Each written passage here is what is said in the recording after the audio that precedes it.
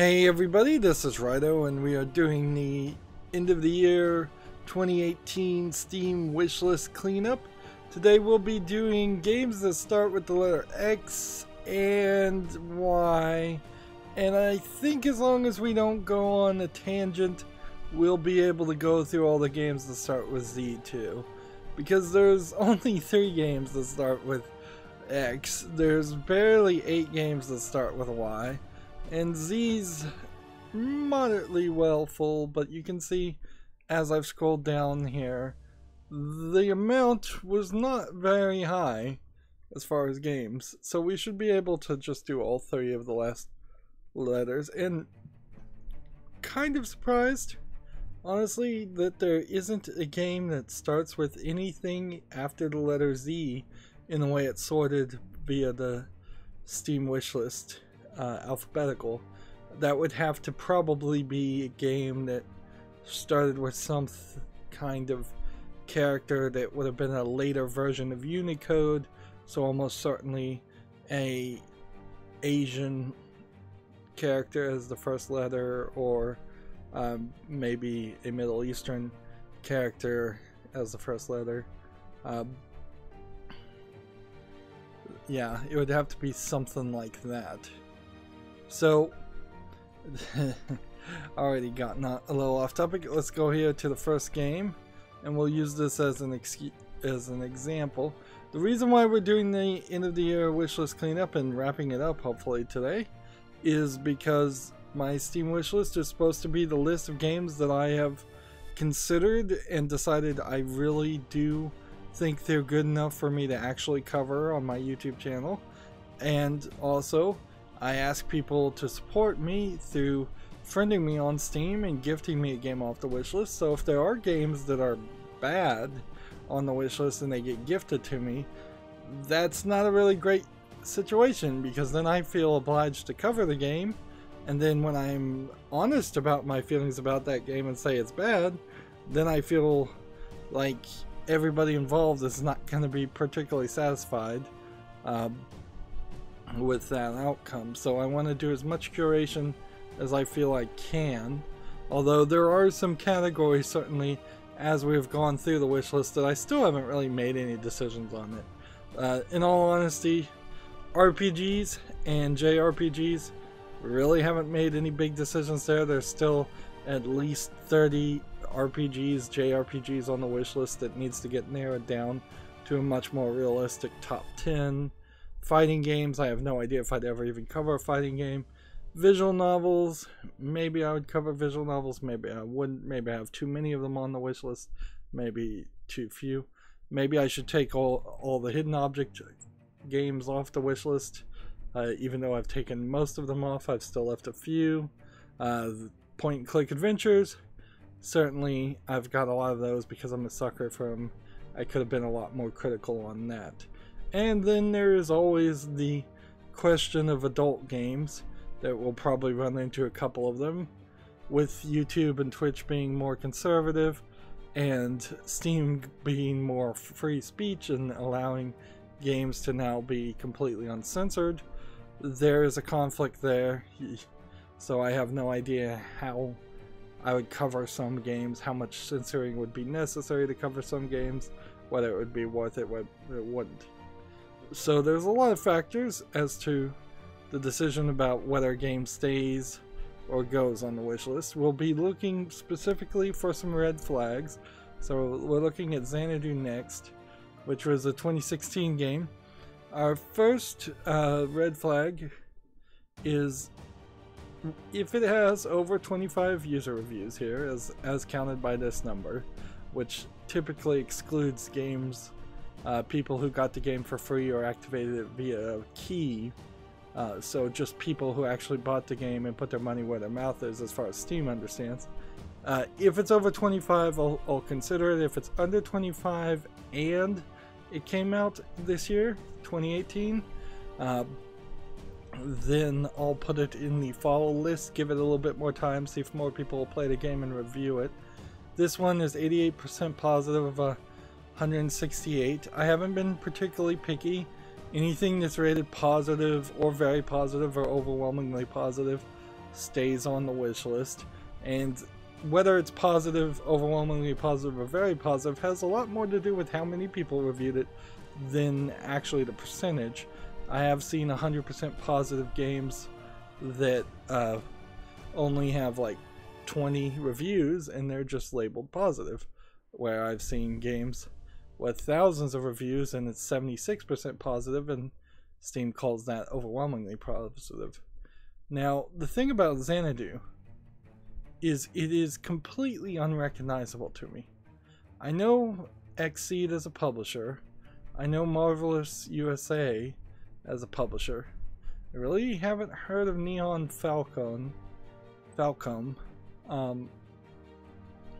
And so this is supposed to be like a JRPG, and I'm kind of having a hard time finding a reason to keep this JRPG on the wish list when I know there's the Ys series, that's Y''S, that we'll cover later. There's Final Fantasy, there's Dragon Quest, there's a lot of other JRPGs.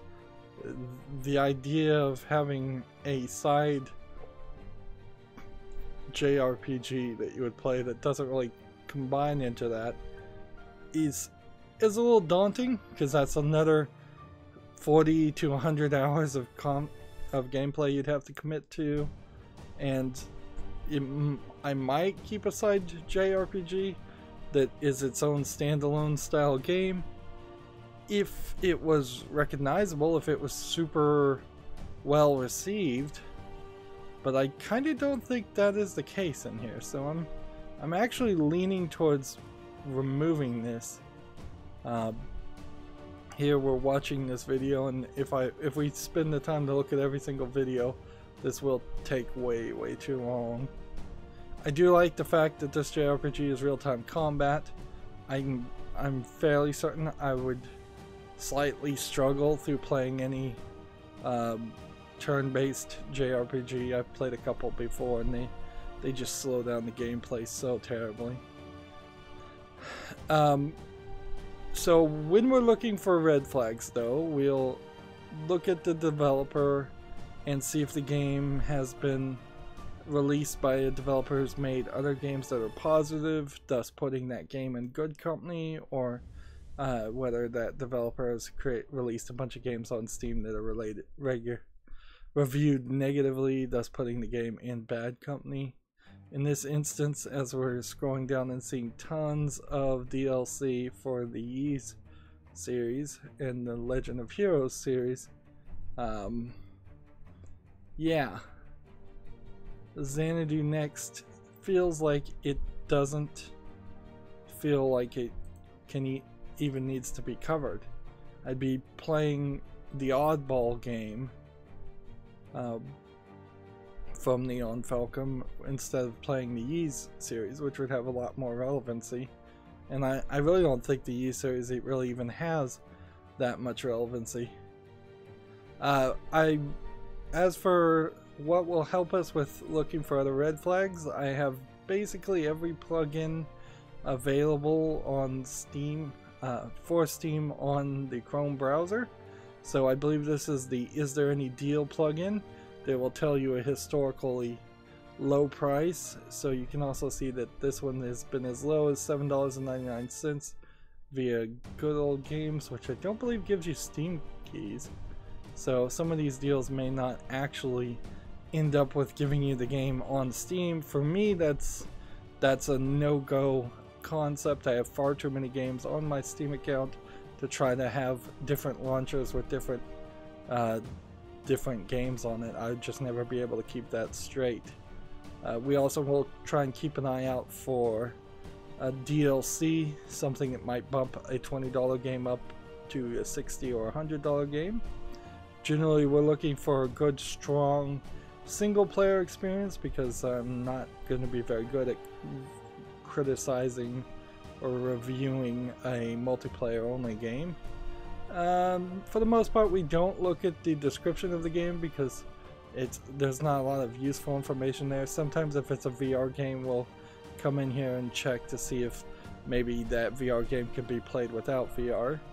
We sometimes will find, although in all honesty, we haven't found but maybe 2 or 3 in the entire wish list, but sometimes I'll find games that are English and Russian only, or English and simplified and traditional Chinese, have a slightly higher percentage chance of being what Valve calls troll games.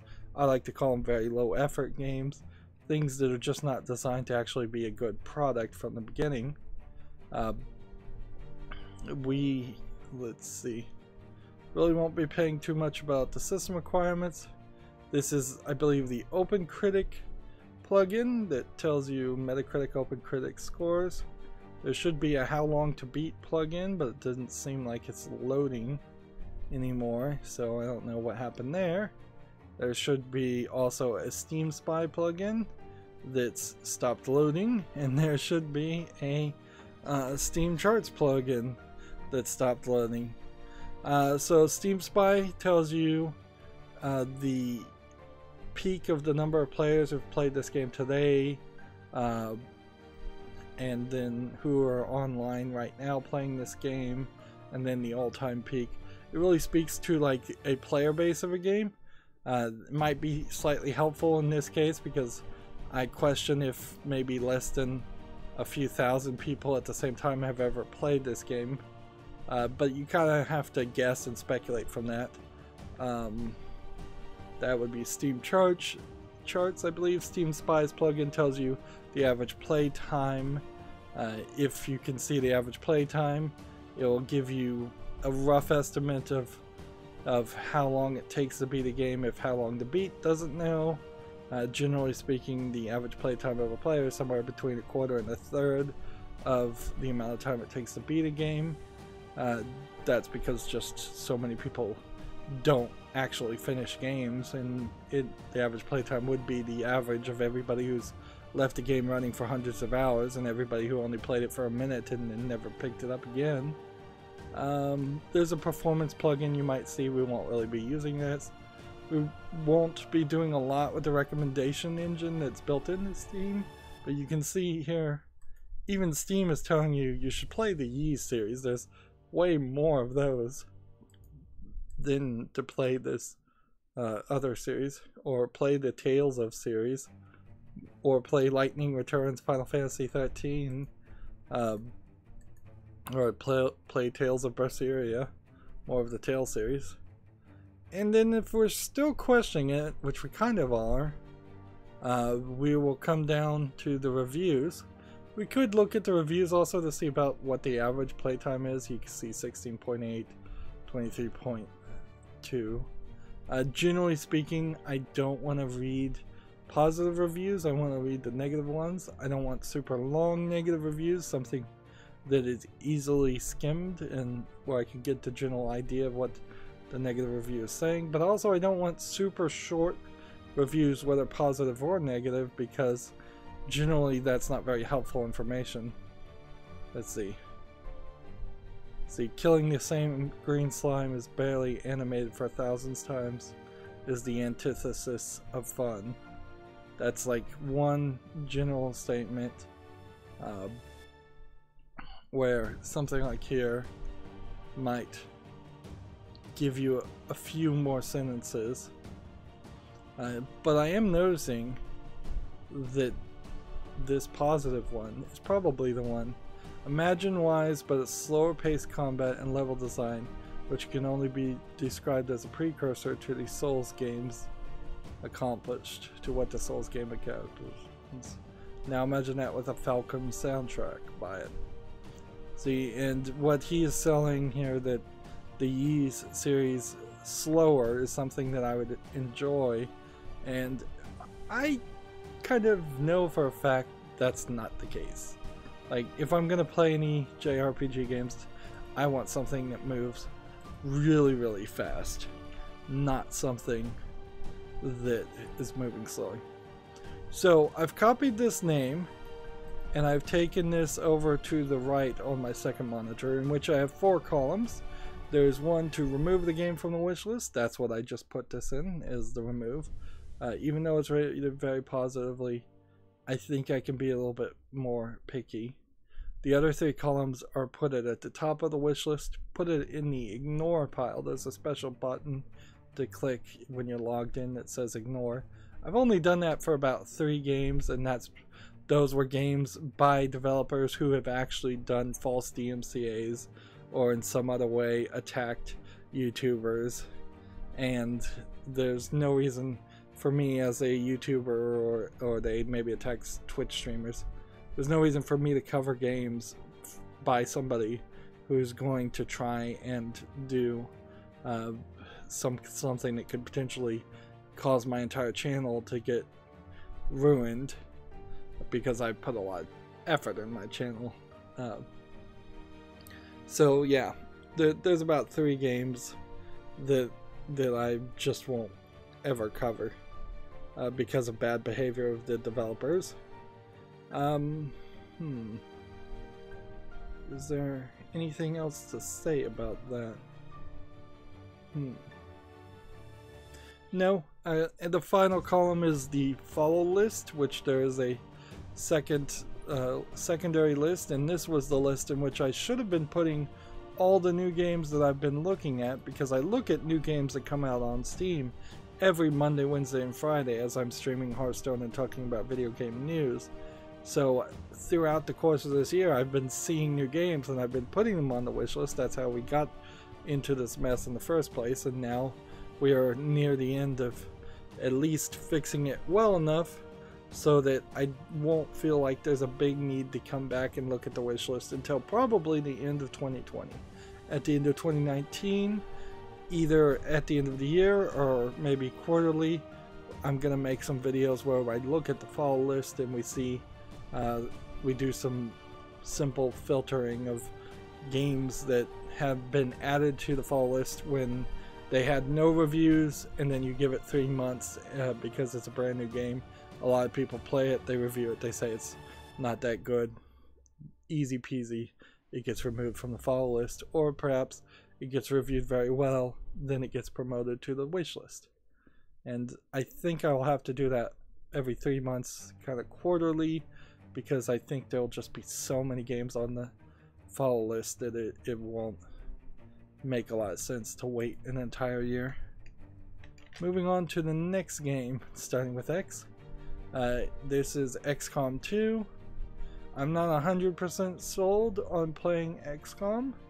I am fairly certain though I own XCOM 1. I either got it for free or got it in a humble bundle. So it makes a little bit of logical sense to try to get into XCOM 2.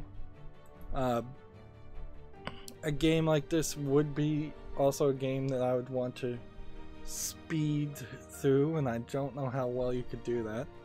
Let's see, this has been as low as $9.39, whereas it's $59.99 right now, and I think you probably would need the digital deluxe version, or perhaps I need to buy the full XCOM 2 collection, because there's XCOM 2 Reinforcement Pack, which is DLC, but then also Resistance Warrior Pack and War of the Chosen and Tactical Legacy Pack. I think War of the Chosen is more of a storyline experience than anything else. So these reviews are more of the OpenCritic plugin, I believe. I don't think they're by default here. This game is still getting updated quite a bit, which can often be a good example or a good reason to make an excuse to not play a game that I'm not super interested in.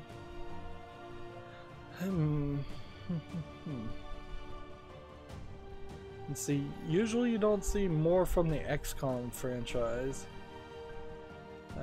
Like the Bureau XCOM Declassified. Let's see, I'm not sure if this is a plugin that pops up this, or if this is just something special. XCOM Terror from the Deep, that's really old. XCOM UFO Defense, that's really old. Are really all of these XCOM games really from the same series? I think if that is the case, that they're from the same series, it's probably a rebooted series.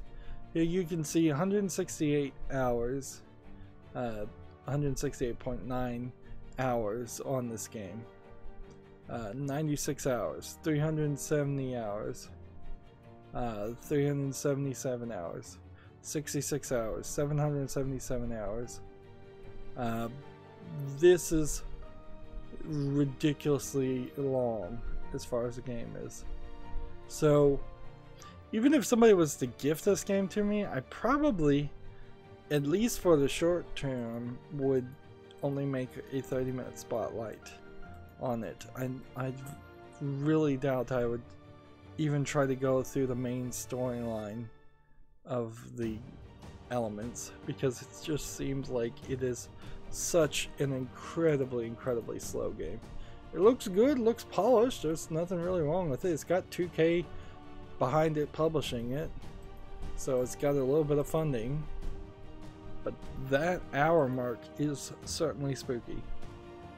See, we could see like Fire Access Games and look at the other games that they've developed.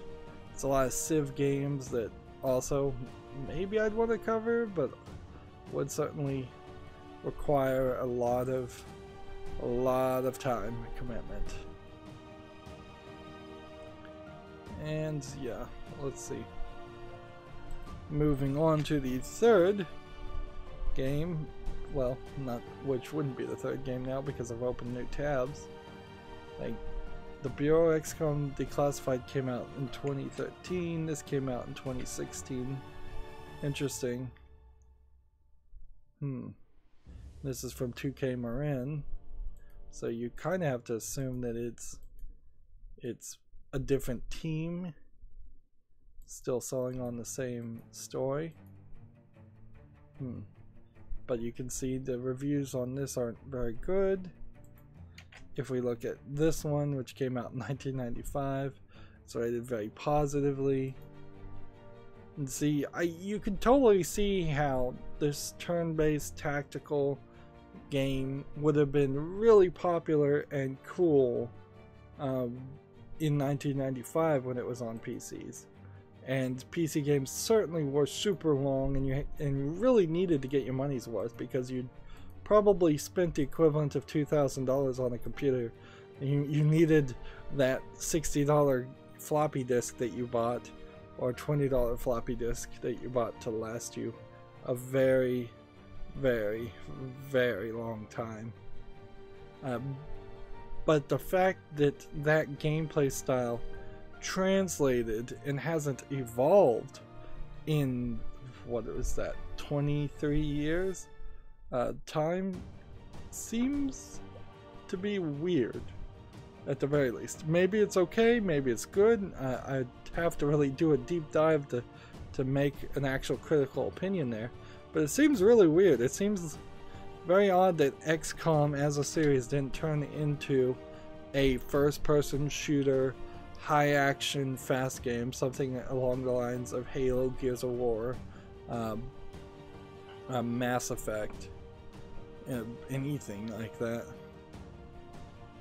Or at the very least, if it was going to stick with the turn-based tactical placement strategy game, there's why is it still taking so long? This is the original game from 1993, XCOM UFO Defense. These old games are kind of things I just want to own at most, to do a 30-minute spotlight and say, hey, we went from here all the way to XCOM 2, so a large amount of graphical improvement has been added to the games, and a lot has changed in that time frame. Oh yes, I was talking about earlier games that are ignored because of bad behavior of the developers.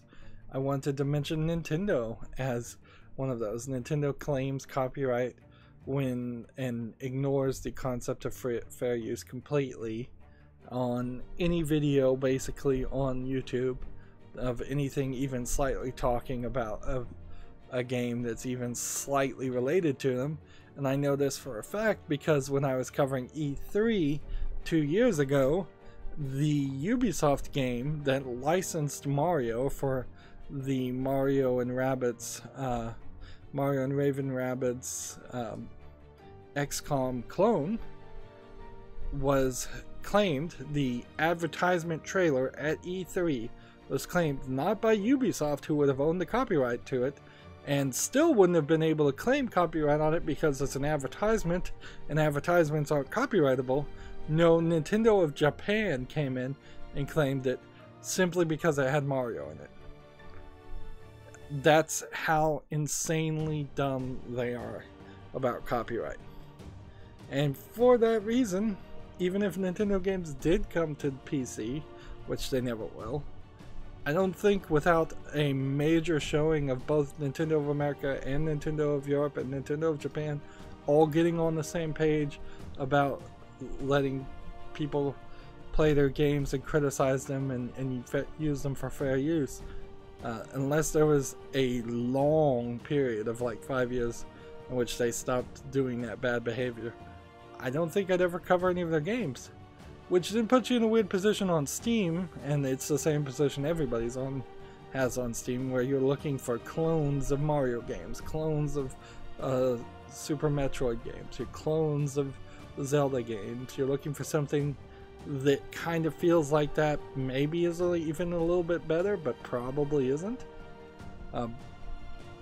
So that is another thing that I've certainly had a growing feeling about as we've gone through the wish list, is that, yeah, there's a lot of games that have been on consoles, not just Nintendo ones, but particularly on Nintendo ones, that there really is no equivalent to on Steam. And I'm just really not willing or equipped to buy a console and then also make footage off of consoles. Next we have XCOM Enforcer. I guess I'm gonna just try and keep all the XCOM games on the wish list. There are several games like that where I have added just kind of everything. The Warhammer 40k series, for example, yeah, I have pretty much every Warhammer 40k game worth mentioning on the wish list, but I really haven't decided whether I want to play any of the Warhammer 40k games. This game is 13 Lost Identity, and it looks like it's probably an adventure game, what you typically call a point-and-click adventure game, except for the fact that I don't think it has a mouse. I've started to see an increase of this where they just take the mouse out so that they don't get tagged as a point-and-click adventure. As this is, it kind of looks like a hidden object game, sort of, but it doesn't really matter either, because this game simply came out this year and it is not at the 25 review threshold, so I can just, without considering it any further, bump it down to the follow list, come back at a different time and see if more people reviewed it. We could see that this developer has made some other hidden object games for the most part, and it seems like almost every single one of them is based off of a famous book. Is 13 Lost Identity based off a book or a TV show? Sounds like it probably is. Around the World in 80 Days. So none of those look amazingly good. The price isn't bad though. $1.99 certainly isn't asking for a lot. And according to this, there are no reviews at all. Is this even in English? Yes, it is. So nothing even in English as far as reviews.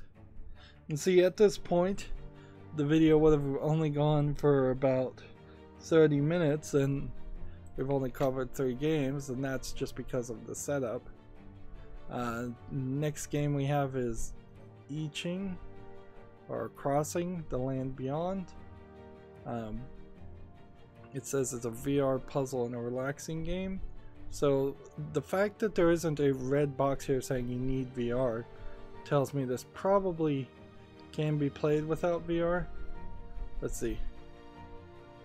Let's see. If here it says that it has to be played in VR.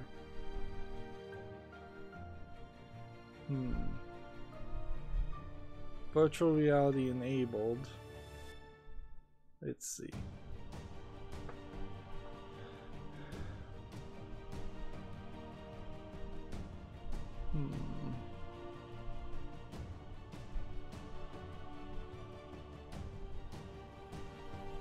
See, it's very odd. This game is also being still patched and updated, so it's kind of unfinished. You can see it's 84% positive of 91 reviews over its lifetime, where it's only 69% of 13 user reviews in the last 30 days. This feels somewhat like a Myst style of games where you're wandering around a mysterious land and mass. Like,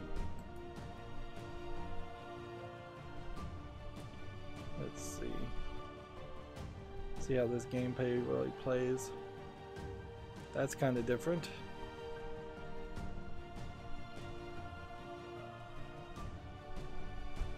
Maybe it's built around the concepts of elementals.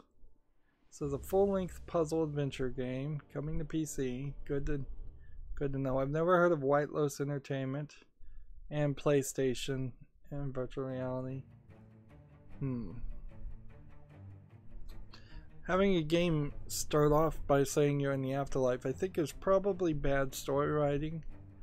You could heavily imply it without stating it outright. You could open the door to somebody realizing that halfway through the game, or it potentially the entirety of the game being interpreted in a completely different way. It really is cheap and easy writing to say you're in this mysterious world, you awaken in this mysterious world, and then half the players go, oh, of course this is heaven, or this is hell, or this is some other afterlife place, or whereas other people might feel more comfortable or more entertained in their own head canon to say, oh, this is a dream, this is a hallucination, this is a VR headset that's been put on your head. This is the Matrix. Unless it, at the very least, at the beginning of the game, you can play with that. If it becomes important in the story you're telling to fully and 100% say yes, you are dead, then you've opened up the opportunity, not at the beginning of the game, but later on, to have either a character talk to you and tell you straight out, you're dead, don't you know where you are? Or you find a letter that says, this is heaven, this is hell. And while that would seem moderately obvious to most people who had already guessed that, it allows you to write a little bit more story and make the game a little bit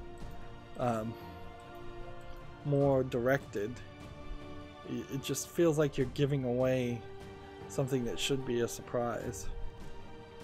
So let's come down here. These animated GIFs, by the way, look horrible. But Steam didn't even support animated GIFs for the longest time, so people were like sneaking them in. Let's see if we can get some reviews to load up, and if the game will be so kind, and then we can perhaps get a better understanding about how this is going to be played. The thing about VR too is, like, seated, standing, or room scale are three extremely different ways to play a game, and they are all different from playing with a gamepad or keyboard and mouse, which are, while those definitely feel different, the general concept of moving forward is by pressing a button on the keyboard or gamepad, whereas sitting, standing, or room scale, though just moving forward, is done potentially in three very different ways. Yep. Let's come down here. See, beautiful graphics, very small fraction of the puzzles are interesting at all. I care more about puzzles and graphics. The art and the design graphics, especially soundtrack, are amazing. Unfortunately, the puzzles are brain dead simple. The rhyming poems are ham-fisted and cheesy. The game is overall boring. At times it ventures into walking simulator territory. Now, I'm not afraid to play a walking simulator, but it's gotta be really good. If you're looking for puzzles on the level of Myst, you'll be disappointed. The presentation is almost able to prop up the lack of substance, but not really. I would argue that Myst 1, and in fact the entire Myst series, kind of has too complicated of puzzles, but I do want something slightly close to Myst. I wouldn't mind if it was halfway from a Myst game and something that felt like a kid's game.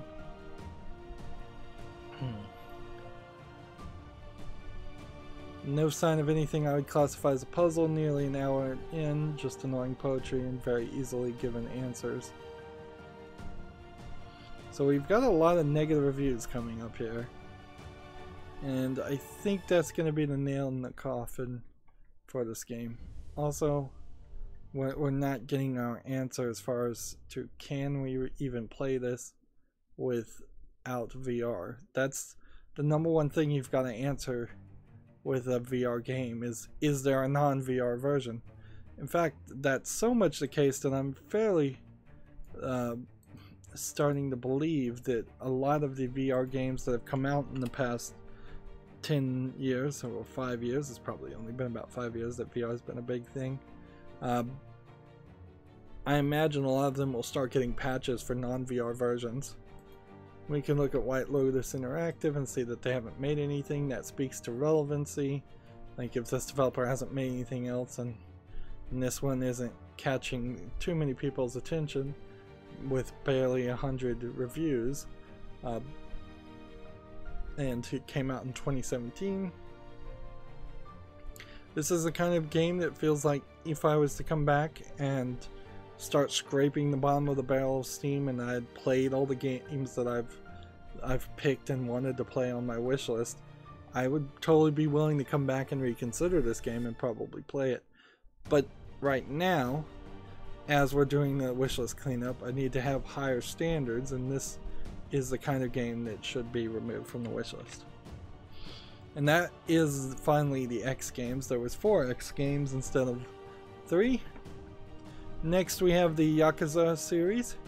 Now I do confuse the Yakuza series with the Shenmue series. So I'm not 100% sure which one I really want to play if either one of those series happen. Yakuza 0, I assume, is probably the most recent remake of like the original game, whereas there's probably been a remake of Yakuza 2 and 3 already. There's also a commitment here of 31 to 134 hours. Here we have Steam charts finally showing up, so you can see kind of the player base. 8,907 people have played at the same time. That's all-time peak today. Alone, 937 people have been playing it, have played at the same time. So it's a pretty big community. I don't think the multiplayer really means too much. A patch has just come out, so that might be playing it. Here's the performance survey. Here's the Steam Spy plugin. All of a sudden the plugins decided to start working again. Average playtime for this game is 26 hours and 52 minutes. Average playtime in the last 2 weeks is 11 hours and 38 minutes. So you're seeing kind of a drop off on how much people are playing it. For the Yakuza series, like, I'm not 100% sure. Are you supposed to play Kiwami after Yakuza 0, or are you supposed to play Yakuza 0? I guess this one's not out yet, so you can't play it. And see, I could look at the recommendation engine, but it would be easier to just type in Yakuza. Yeah.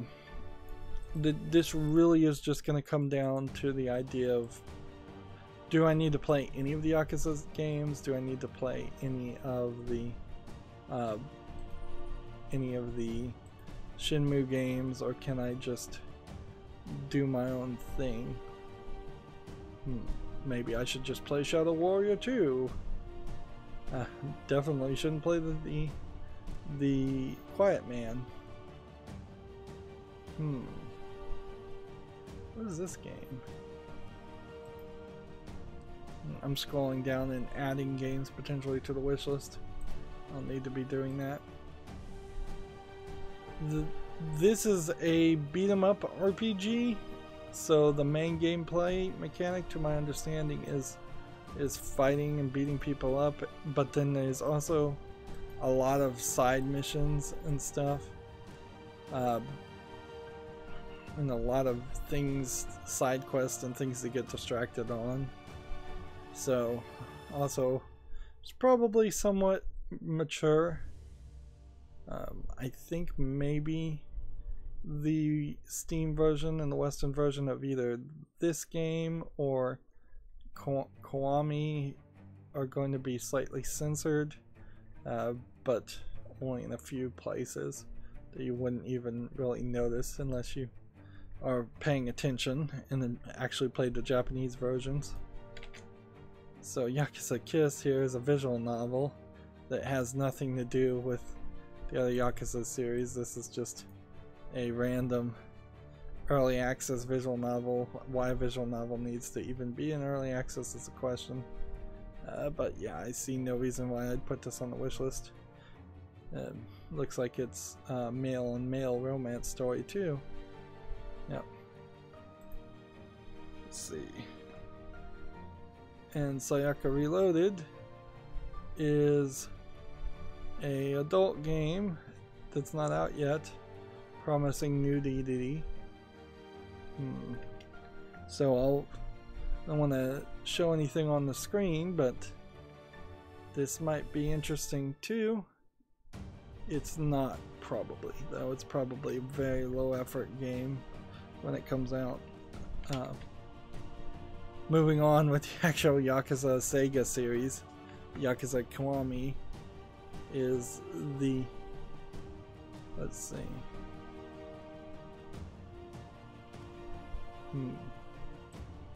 I guess maybe this is not, this is the continuation of the story after Zero, one would assume.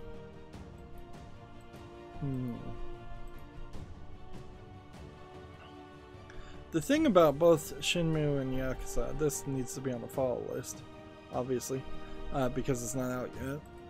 The thing about Shenmue and Yakuza, though, is that they're both very, very Asian games, and they're basically the equivalent of a AAA game for an Asian market, and basically only an Asian market. So it would be a lot of like culture overload to play a game like this, and on top of culture overload, there's also weirdness and silliness going on in these stories. So there is also room for just some silliness overloading and misunderstanding of what is silly and what isn't. Is there really anything else to even say here? Not really. There's not anything. Apparently one of my plugins already knows that it will have Denuvo in it, though, and it's not even out yet. Next we have a game called Yenkai's Triangle. This looks like a single screen Unity game that generally aren't amazingly polished or complicated, but I like to play these single screen Unity puzzle games. For a lot of times I don't actually finish them all the way to the end, but I'll put several episodes in them and evaluate the puzzles, which is basically all it is, really, is can you make a puzzle game and make it decent enough to play. The reason I call these single screen Unity games is they're almost always They always feel like they were programmed in Unity, which is a game programming engine for 2D graphics and mobile phones and also PC, and single screen because they never have the ability for a character to go from one edge of the screen to the other edge of the screen and move to another screen. Usually there's like a menu and some other things, but not too much more.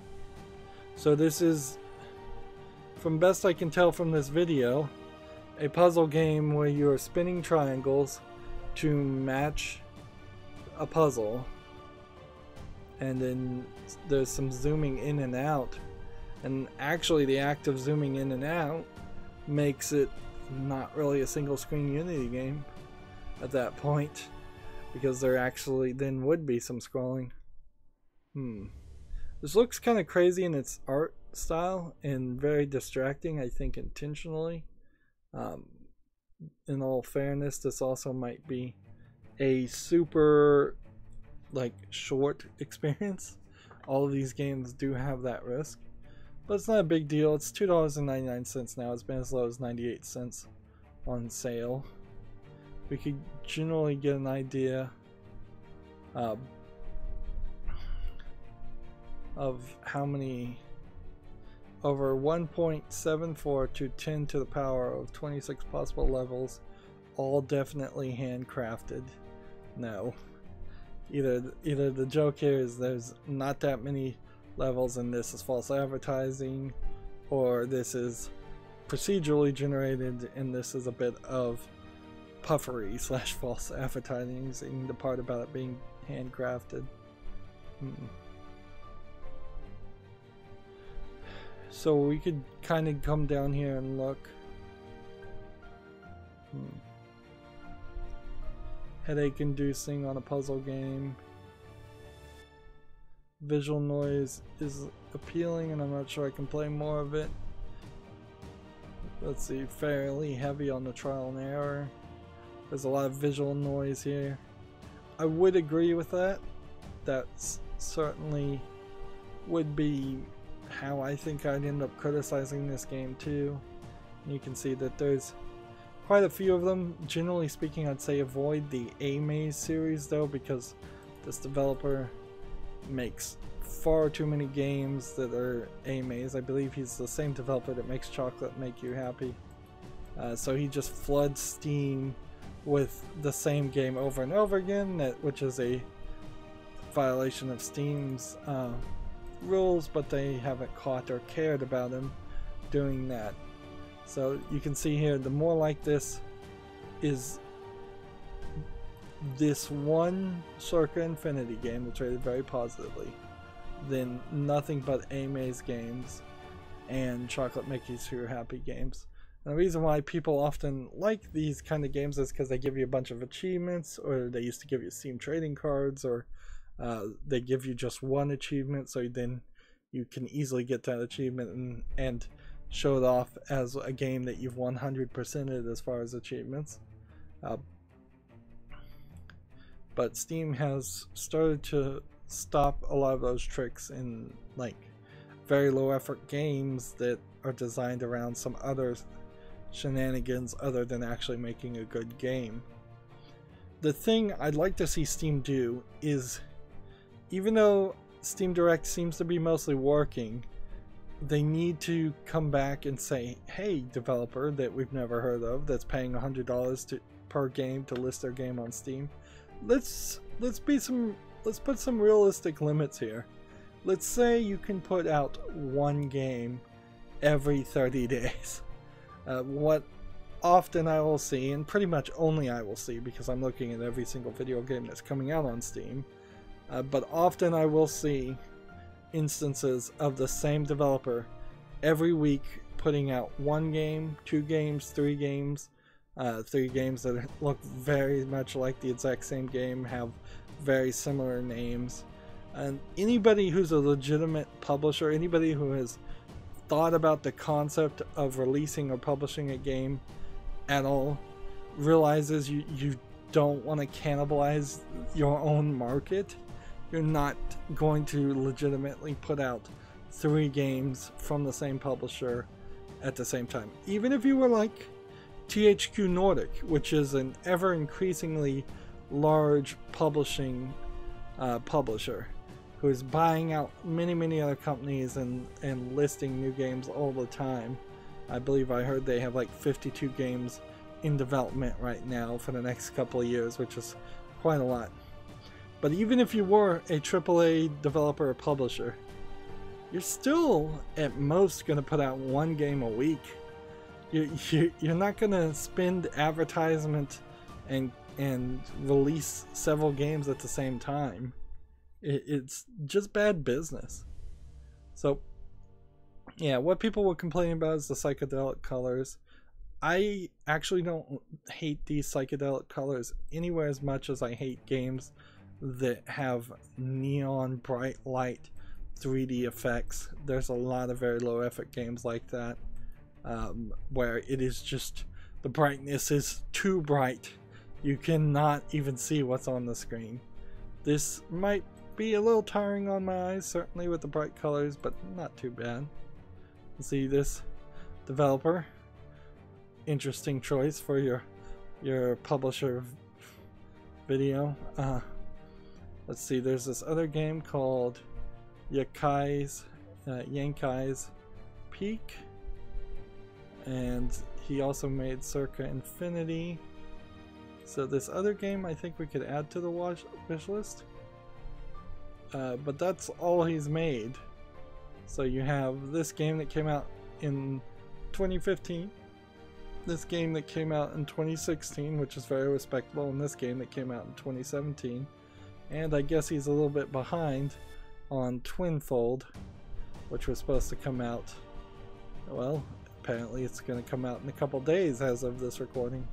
So like a realistic release schedule for probably a single independent game developer.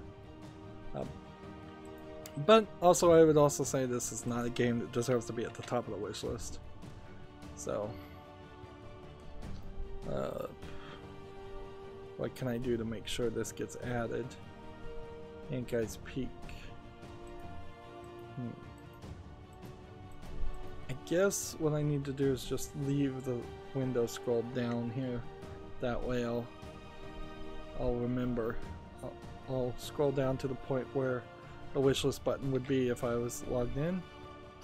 Next we have Year Walk, which is a horror adventure atmospheric puzzle game.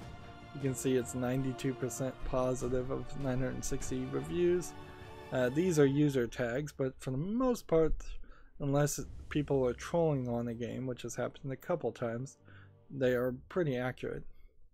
The thing, if I recall, about Year Walk, though, is it's kind of a walking around in different levels. So I think this probably is a map of the whole game.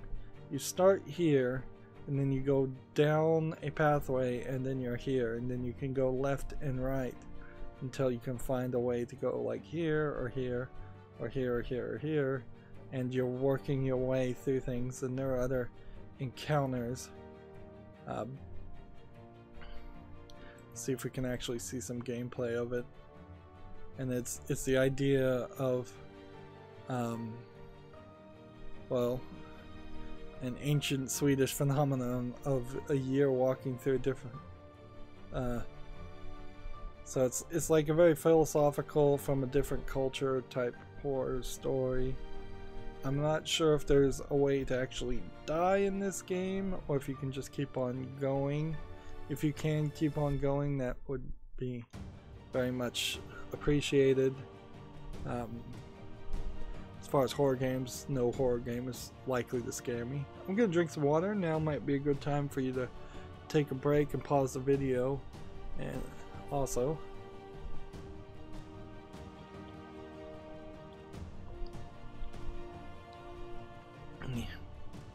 yeah, this probably is one of those horror games too that would be a little too scary for me to cover outside of October, Halloween month as I call it, But we can see Metacritic. I generally don't follow Metacritic's reviews too closely, but clearly the mainstream video game media thought it was very good at 87.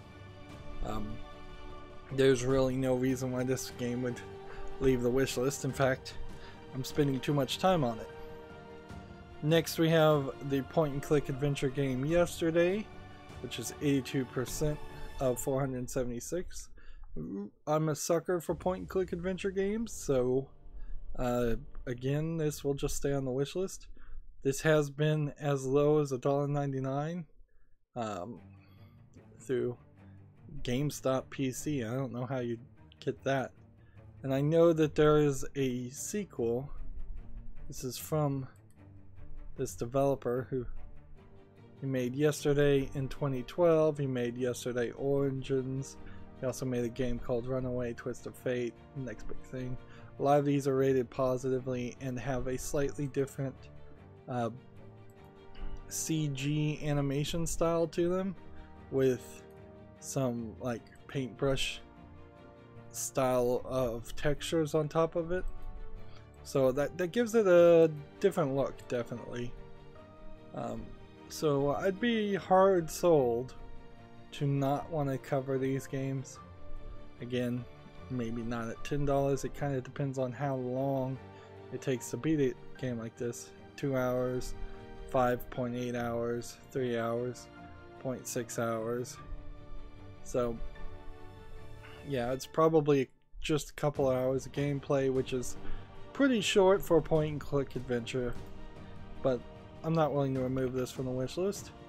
And if I want to play the first one, then I would definitely want to play the sequel.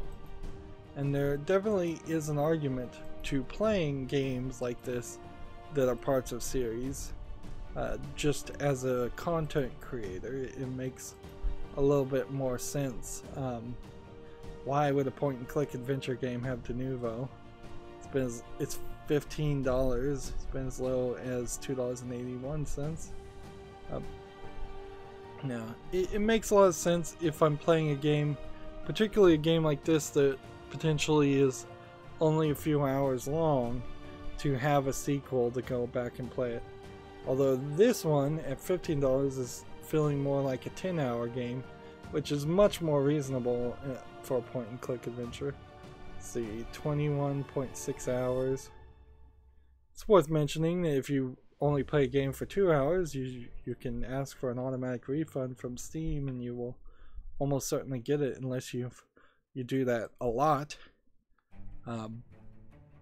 And you can still ask for a refund over 2 hours if you've got a good reason.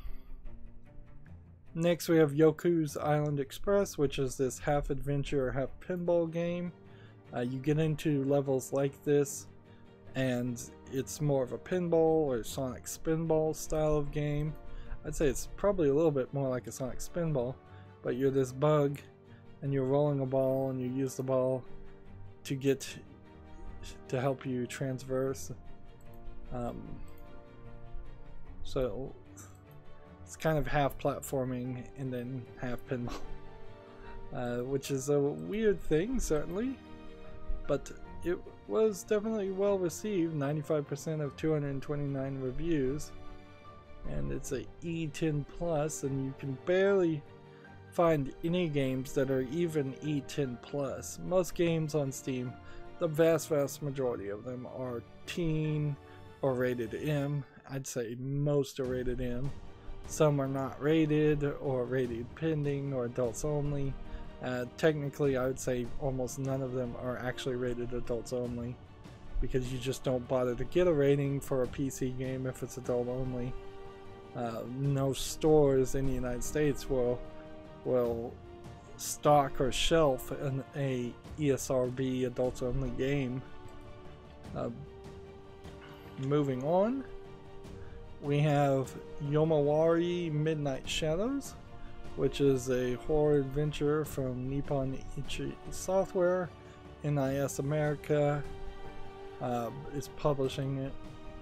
So this is, I believe, the people who do, let's see, What else do they have? They have a lot of horror games and Japanese games. I think they also publish... no, that's Atlas. I was confusing them with Atlas Publishing, but... Now, this game, I would say, runs a slight risk of looking like it is an RPG Maker game, except for the fact that it doesn't look like an RPG Maker game at all. But it does feel like it's a 2-bit or 8-bit RPG. And if it was super long, if it wasn't reviewed positively, I could easily see myself not wanting to play this game. It seems like it's 10 to 15 hours of gameplay, which is rather long, but kind of also short for an RPG, if that's really what it was. But I guess it's not an RPG, it just looks like one.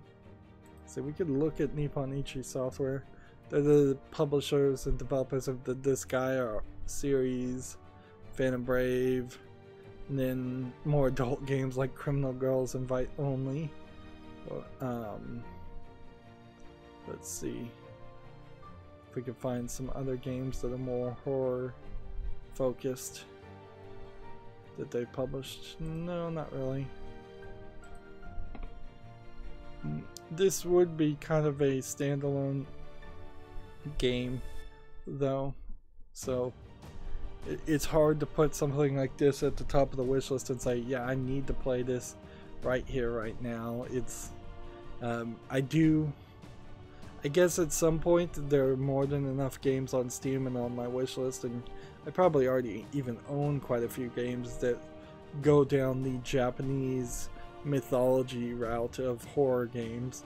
So if I wanted to try and do a special theme month of playing Japanese horror games, I could probably pull that off, but that would be kind of silly because then I don't feel like that would fit in the month of October, where I'm trying to do a variety of horror games. One Japanese horror game is fine. Doing 3 or 4 in the same month seems like overkill. So I'd have to slowly trickle through these types of games. But I do want to cover them, certainly. Moving on, we have Yomawari Night Alone. This is the 2016 game, where this is the 2017 game, so they're not in alphabetical order. And again, this is rated very positively, and it seems like it's mostly just a game where you wander around an environment. And see, so many bad games are built around this exact same concept of you wander around a simplistic environment, you have a flashlight. The thing that makes this stand out is you're looking from a top-down perspective, and you're looking at chibi anime graphics instead of hyper-realistic graphics from a first-person perspective. And so that kind of makes it feel different. And let's see if we can figure out how long this is. 20 hours, 9 hours, 53 hours, 0.7 hours, 2 hours, 51 hours.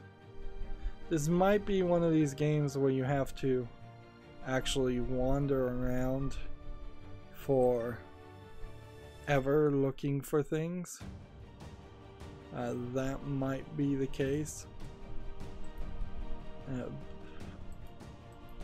Let's see, we can see what's getting recommended and open some of these pages and see if they see this Blue Whale game, for instance. Isn't this is probably a game based on a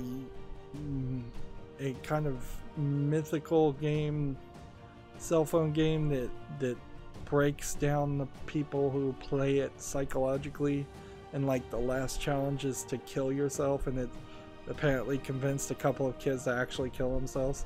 I don't think this game, Blue Whale, would be on Steam if that is this game, but I guess that is what this game is about. It's a game about that other game. And of course that sounds ridiculous. How could a video game convince people to actually harm themselves? And The answer is simple. They do it very slowly. It's a challenge game where you start off getting asked to do something simplistic, just to break down your mental defenses. Something like something probably less complicated than the ice bucket challenge or the cinnamon challenge, where the cinnamon challenge and the ice bucket challenge is done improperly can clearly hurt you, and it just continues that way. I wouldn't be surprised if there are challenges in things like this that involve starving yourself, malnourishing yourself, depriving yourself of sleep in tricky ways, all around a idea of breaking down a person mentally before asking for the big ask. Probably asks you to isolate yourself from your friends, if I was to guess, and any kind of support group you would have. So here's an RPG Maker game, tagged as an RPG Maker game, and that's really why I wanted to bring this out. Is this probably it feels sort of like the games we were just looking at, but when you look at the visuals, you see these same tile sets that are pre-bought and asset flipped in RPG Maker games over and over again. You see a lack of care and effort in the animation and the detail. Like this screen here, from this line up, is just a solid blue sky, where this is just a picture and this is just a different picture, and these are just different sprites. These are not games designed to be good quality products. These are games designed to be sold at somewhat cheap prices. They're not even usually that cheap, in an effort to have Steam trading cards or pull some other kind of scam. I'm willing to play RPG games. I am not willing to play RPG Maker's games, so this is not making it to the wish list. As for this one, I think this one is probably already on my wish list, but if it isn't, I'll add it. Again, this feels like a not even really an RPG game. It feels like it's an adventure puzzle platformer, if I was to guess. And this is relatively new. It's 91% positive. Part of doing the Steam wishlist cleanup is trying to find gaps and figure out if there is something I missed.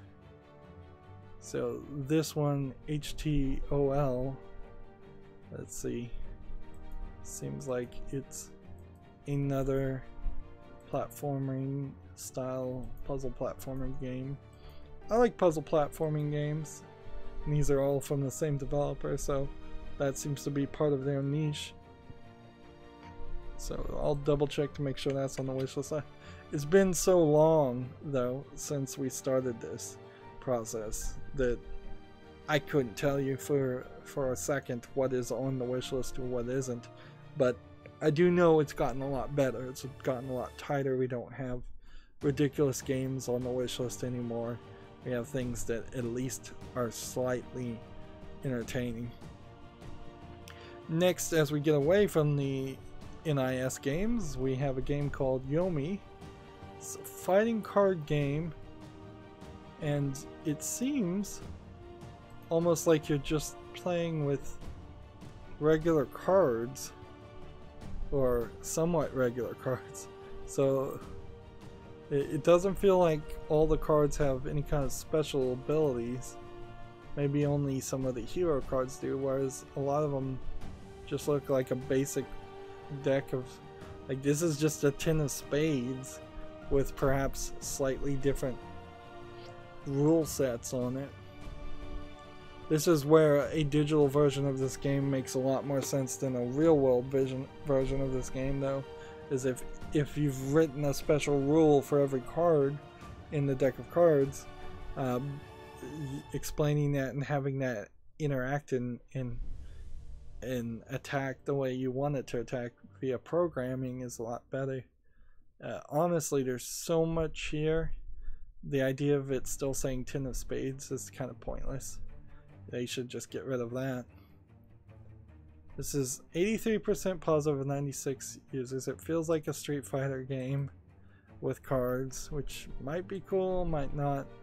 This is $14.99. It's been as low as $4.94. There's some more expansion characters, so knowing that, you're basically paying $30 for this. The most recent update was a couple of weeks ago as of this recording, which they should fix that. It's like, don't announce a sale after the sale's off. Online crossplay with the web version and the iOS version, that's kind of nice. Let's see.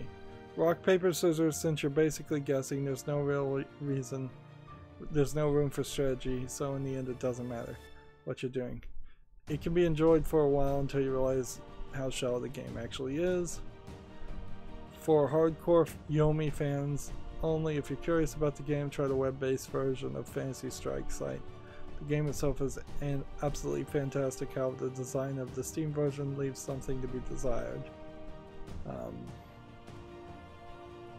I like what the designer certainly has to say about making a fighting game about choices and not reflexes and rote practice, but this is a poor execution on those design goals. So we're seeing a lot of negative reviews here. Interesting premise, terrible execution. Yeah. It kind of sucks, and I don't think I would find another game that is quite like this recommended. It's just going to push you back to Tabletop Simulator. All the recommendation engine usually does is push you back to the top 10% of games. 100% Orange Juice.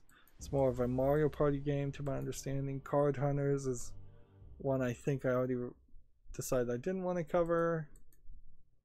So yeah. It definitely starts to feel like I've seen everything or almost everything that there is on Steam. Yomi comes from the lead designer of Street Fighter HD Remix, who is also a longtime fighting game tournament player. So do I believe the mob and leave this on the wish list because it's 83% of 96 reviews? Or do I let the negative reviews I saw make me decide that I don't want to really play this game?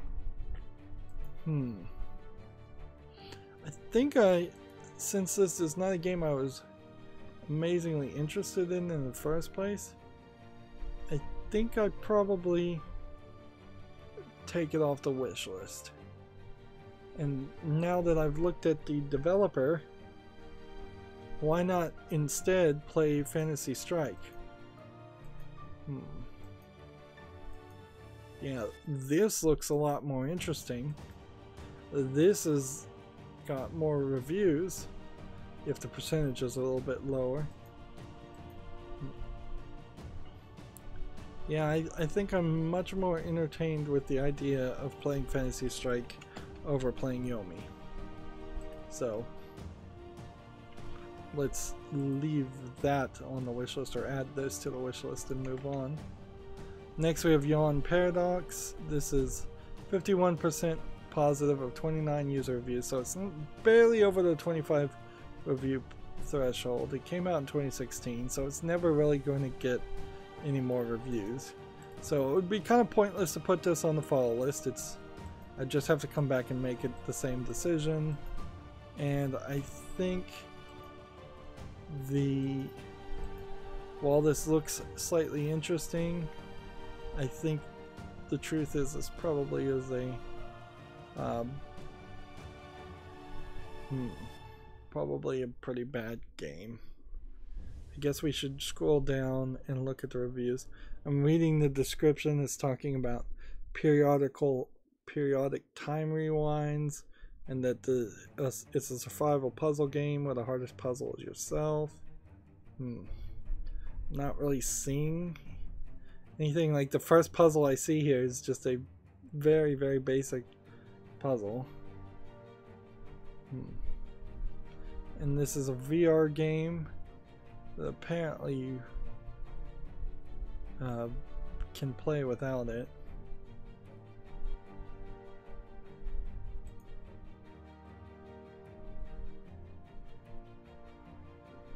Let's see what the reviews say. Super cool concept, but the interface is clunky. You have to move with the controller keyboard and aim with the vision to interact with the world.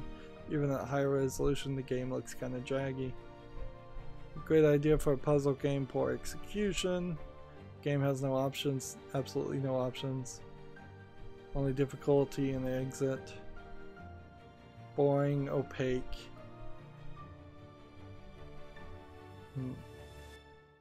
The main conceit of Yawn Paradox is that if a past iteration of yourself sees the current version of you, you create a paradox, which means you lose and have to start over. It's a creative and thematic idea. Unfortunately, it's not so great for puzzle gameplay. So we're seeing a lot of negative reviews here. Why so many negative reviews pop up? And, well, sometimes it still is rated positively. I'm not sure why that is the case on Steam. I know Steam is trying to sell games to me, but it should not sell me bad games. We could look at this developer and see if he's made something else, but he hasn't. So Yawn Paradox is getting removed. Next we have Yonder the Cloud Catcher Chronicles. This adventure open world crafting game. It looks very pretty, but I'm not seeing any gameplay. It's 68% positive of 45 reviews now, but in the last 30 days, but it's been 81% of 1,670 user reviews previously. I'm wondering if this is kind of an abandoned game. That would be my guess. This came out in 2017. I could see a lot of people who played this in early access were all hyped into it and liked the idea, and then now they've come to realize, oh, it's never going to be finished, or it's never going to be anything more than what it is. Only really Minecraft, really only Minecraft has succeeded as a style of game that can just constantly add content and will constantly add content. And in all fairness, had Minecraft not been sold by Notch to Microsoft, probably Minecraft would have not succeeded or continued to get any more updates. But also, the reason why Minecraft gets updates is because it has a rabid fan base, of which many of which are YouTube streamers and Twitch streamers who are still making a lot of content, which playing Minecraft, which keeps a lot of people playing it. I like that idea of jumping and having an umbrella in an adventure game. But you're not really seeing any enemies here, or anything to fight or grind on, or even like flowers to collect or pick up. Or so even in watching that video, I still don't really know what the gameplay mechanic is. 70 on Metacritic. Let's see what the reviews say. Really wanted to like this, but it felt kind of directionless. You run around a lot aimlessly looking for fairies so you can unlock more areas around it. Basically all the quests I kept getting were for materials that I couldn't get to until I unlocked another area. I started to get frustrated hunting down the sprite to do so. I feel like it doesn't really let you care about what's happening before asking you to do something about it. I like sandbox games, but there still just feels a little unfinished, like there's something missing. Pretty though, and this came out, this review was about a month ago as of this recording, and that's exactly the same feeling I was getting. There really isn't much of a story here, and the ending was really flat and disappointing, enough so that I really wish I hadn't bothered. The map is pretty though, and the interface isn't bad. So it really just feels like this is a half-finished game from the idea of here you have somebody that can animate, a team that can animate, a team that can make an open world game, a team that can program, and they just didn't pay anybody to write a story. Yeah. Or they were sold on the concept of you don't need a story. I have so many games on the wish list though. And as a video game critic, if I can't criticize the story, the single player experience, I'm left with at least one hand tied behind my back. Yeah, there's really no way I can play Yonder the Cloudcatcher Chronicles. It's gotta be removed. Next we have a point and click adventure game. It's rated 98% positive of 122 reviews. This is an old school point and click adventure game if I've ever seen one, although it is a brand new game. I'm a sucker for them, so I'll put it on the wish list. Again, probably trying to get it on sale. I want to gain some momentum, so I don't want to spend too much time. Here we have the 2011 reboot of You Don't Know Jack. I own the original versions of You Don't Know Jack that are on Steam, which I think is all of them. I would really like to cover this too, but honestly it would probably only be about 30 minutes of coverage. We'd play like one game and then that would be that. I do want to own this game though. Or I guess more accurately, I want to own this game on PC since I already owned it on Xbox 360. It's probably the best single player trivia game if you like naughty answers and getting insulted and basically getting roasted while answering trivia questions. This is your best pick. It's a pretty good game. The older games, if you've played all of the many questions that are in this game, there's probably, I would guess, between 2,000 and 4,000 trivia questions in it, and every time you play it will be basically the same. This might be a pretty good achievement game too. Oh, the thing about this one is there are 70 episodes, so the questions aren't randomized in the reboot. It's all the other ones where it's randomized.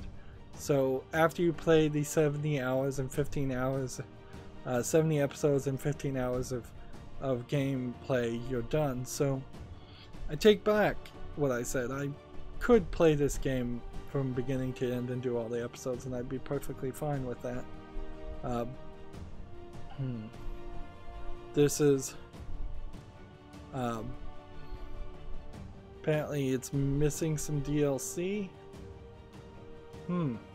Also, I don't know if you can actually buy this game. Yeah, because take note here, there's no price listed. Sometimes these games get removed and they're not available for purchase, which sucks. That generally means that maybe out there you could get a Steam key from another site. You can see here April 20th seems to be the latest review. It's like, but before April 20th, it seems there was one positive review at the end of 2017. So yeah, this game's not even available for sale. So yeah, I'm looking for it. I just can't buy it, which makes me want it even more. And this is actually not the developer of the You Don't Know Jack series or the publisher of the You Don't Know Jack series. So that might be the difference on why this one's not available for sale, but so many others are. See if we take a moment to just search You Don't Know Jack. you don't know Jack Volume 3, Volume 4, Television, Volume 2. All these games are pretty old. They came onto Steam in 2013, but they're pretty old after that. Volume 1 Extra Large, Volume 6, and then yeah, these came out in 1995 originally, and they're from Jackbox Games, and then Jackbox Games has moved on to the Jackbox Party Pack, which sometimes includes You Don't Know Jack as one of its games, but maybe that is just in the original Jackbox Party Pack. It may not even be in the other ones. I may not own Head Rush. Guess I should come back here and double check to make sure I have wishlisted or owned all of these games. These are all really good party games. If your friends are willing to play slightly dirty party games. If they're sticks in the mud and only want to play things like Monopoly, I'd say steer clear of that. Also, if there are people who play like Cards Against Humanity, this is probably not as bad as that is, so somewhere in the middle, I'd say. Next we have this game called Europa, which came out relatively recently, and it's just barely over the threshold of 25 reviews. And at that, I kind of don't really have anything more I need to say. I'll just leave it on the wish list. It's a kind of crazy 3D platformer puzzle game where gravity affects you. I'd like to kind of know how long it is. We could get an idea there. 2 hours, 11 hours, 4.7 hours, 2.3 hours, 7 hours. I'm all over the board here. I'm guessing it's not 62.5 hours. I'm guessing it's somewhere around 4 hours to beat the game, or maybe even 10. This is one of many kind of games that just fell through the cracks throughout the year of 2018. Just far too many games came out. You can see this developer. I guess I'll be really generous and put this at the top of the wish list, but it probably shouldn't be there. It's a standalone 3D puzzle platformer, and it looks weird, and I love weirdo games, but it really doesn't justify being at the top of the wish list. Next we have YouTuber's Life. This one's an interesting thing because as a YouTuber myself, I could play a game like this and then say, hey, my life is nothing like this, so my anecdotal story is completely different. This is 56% in the last 30 days, where it's been 72% before. I think that probably made people realize it was gonna not get any better.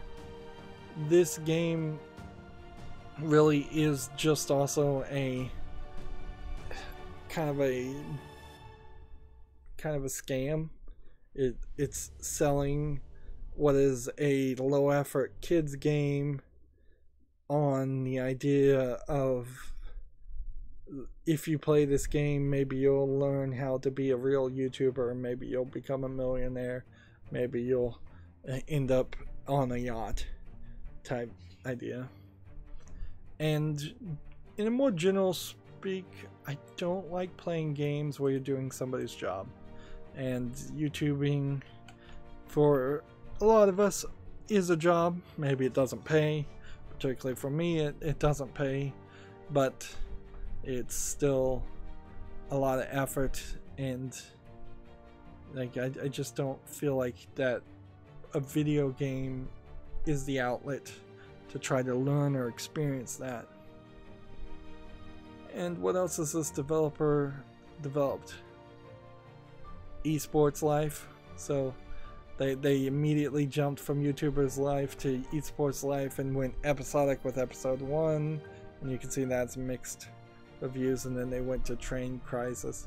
So these are just like trying to get kids to buy your game and charging an extremely high price too at $25.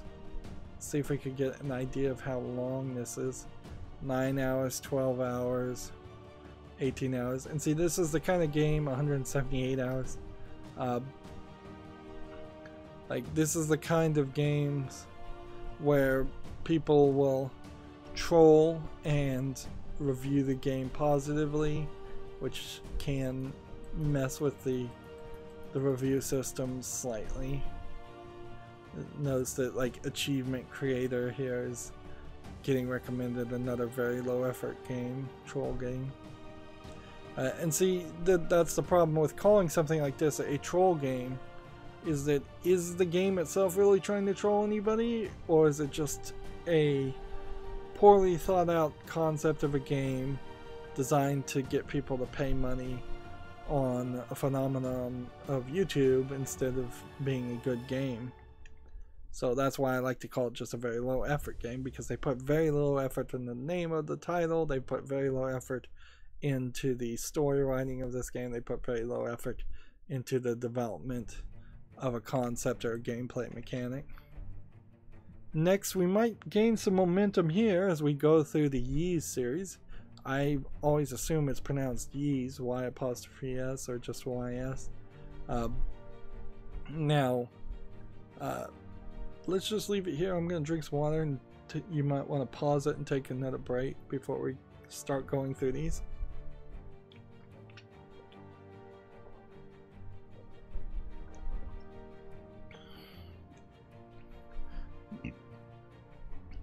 Okay, so the Ys series, don't be confused by the 2013 release. That's wrong, almost certainly. This probably was a NES game or a Famicom game when it first came out, and it's probably the little sister of the family of JRPGs.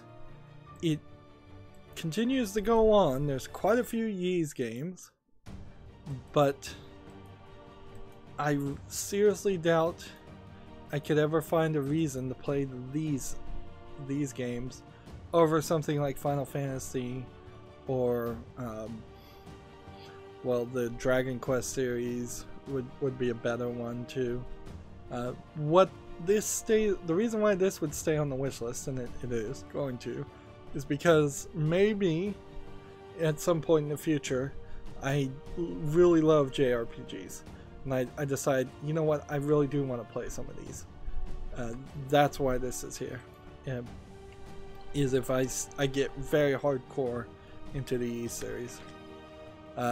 We see here a overwhelmingly positive from 95% of 1,498 reviews for Ys Origin that probably did come out in 2012, and you can see the graphics have been improved a little bit, but by modern standards this does kind of look like something that would be a cell phone port more than a modern AAA game. Although the Ys series from Nihon Falcon, published by Xseed Games, really might be more of a AA game series than a AAA game series. Next we have Ys 7, which came out in 2017 on Steam, rated 93% of 206 reviews, so there's less people playing it, but it's a higher percentage of reviews. And you can see it just kind of gets a little bit better in the graphics, and it just keeps on going. If they're up to 7 here, compare that to Final Fantasy 15, and you would have almost the equivalent number of games that have come out, because there's probably been some side games for the Ys series, and there definitely have been some side games for the Final Fantasy series with the Final Fantasy Online, 13, 13-2, 13 Lightning Returns. There is also an argument that could be made, if I could get a better understanding of how long it takes to play all of the Ys games versus all of the Final Fantasy games, it might be hundreds and hundreds of hours of savings. If it really only takes about 30 minutes to play Ys 7, 30 hours to play Ys 7, and it doesn't take, say, 71 hours to play Ys 7, that would be a lot better than potentially hundreds of hours in Final Fantasy 15. But then also I could say, right now I don't really know how the Ys storyline works. So are all of these characters somewhat related to the other characters in the Ys series? Or is it just like Final Fantasy, where the characters in Final Fantasy 7 really don't have anything to do with the characters in Final Fantasy 13, and they don't really have anything to do with the characters in Final Fantasy 15? Because if that's the case, then it might be a lot more time to play the Ys series than it would be to say, oh, I'm just going to play Final Fantasy 13, 13-2, and Lightning Returns. That'll be 200 hours of gameplay, but then I will ignore all the other Final Fantasy named games if I'm going to play any JRPGs. And that's the big if that I have yet to find the time or the spine to make that decision. I can say that when we're looking at the active no turn-based fighting here for Ys 7, that is something that I would appreciate, to speed up the game as much as possible. Certainly in the old days, Japanese game players loved for the game to just take forever, and they still kind of do. They love for games to go on, but even at that, they've started to be more realistic and say, hey, we don't need one game to take 500 hours. Next we have Ys 6, the Arc of Napistim? I don't even know how you pronounce that. So this is 2015 and slightly uglier than the previous game. What they had said in the description for 7, which is spelled differently instead of using the VII, is this the first modern era Ys game, now off the small screen for its worldwide PC debut. And that is seeming to be the way it's going to go. More Japanese developers are going to make a big effort to make their games playable, and at least playable, if not good, on PC, where previously they didn't care at all. It was games that were just on the PlayStation for the most part, as long as PlayStation 1, at least since PlayStation 1 came out. And before then, it was mostly JRPGs on the Nintendo consoles.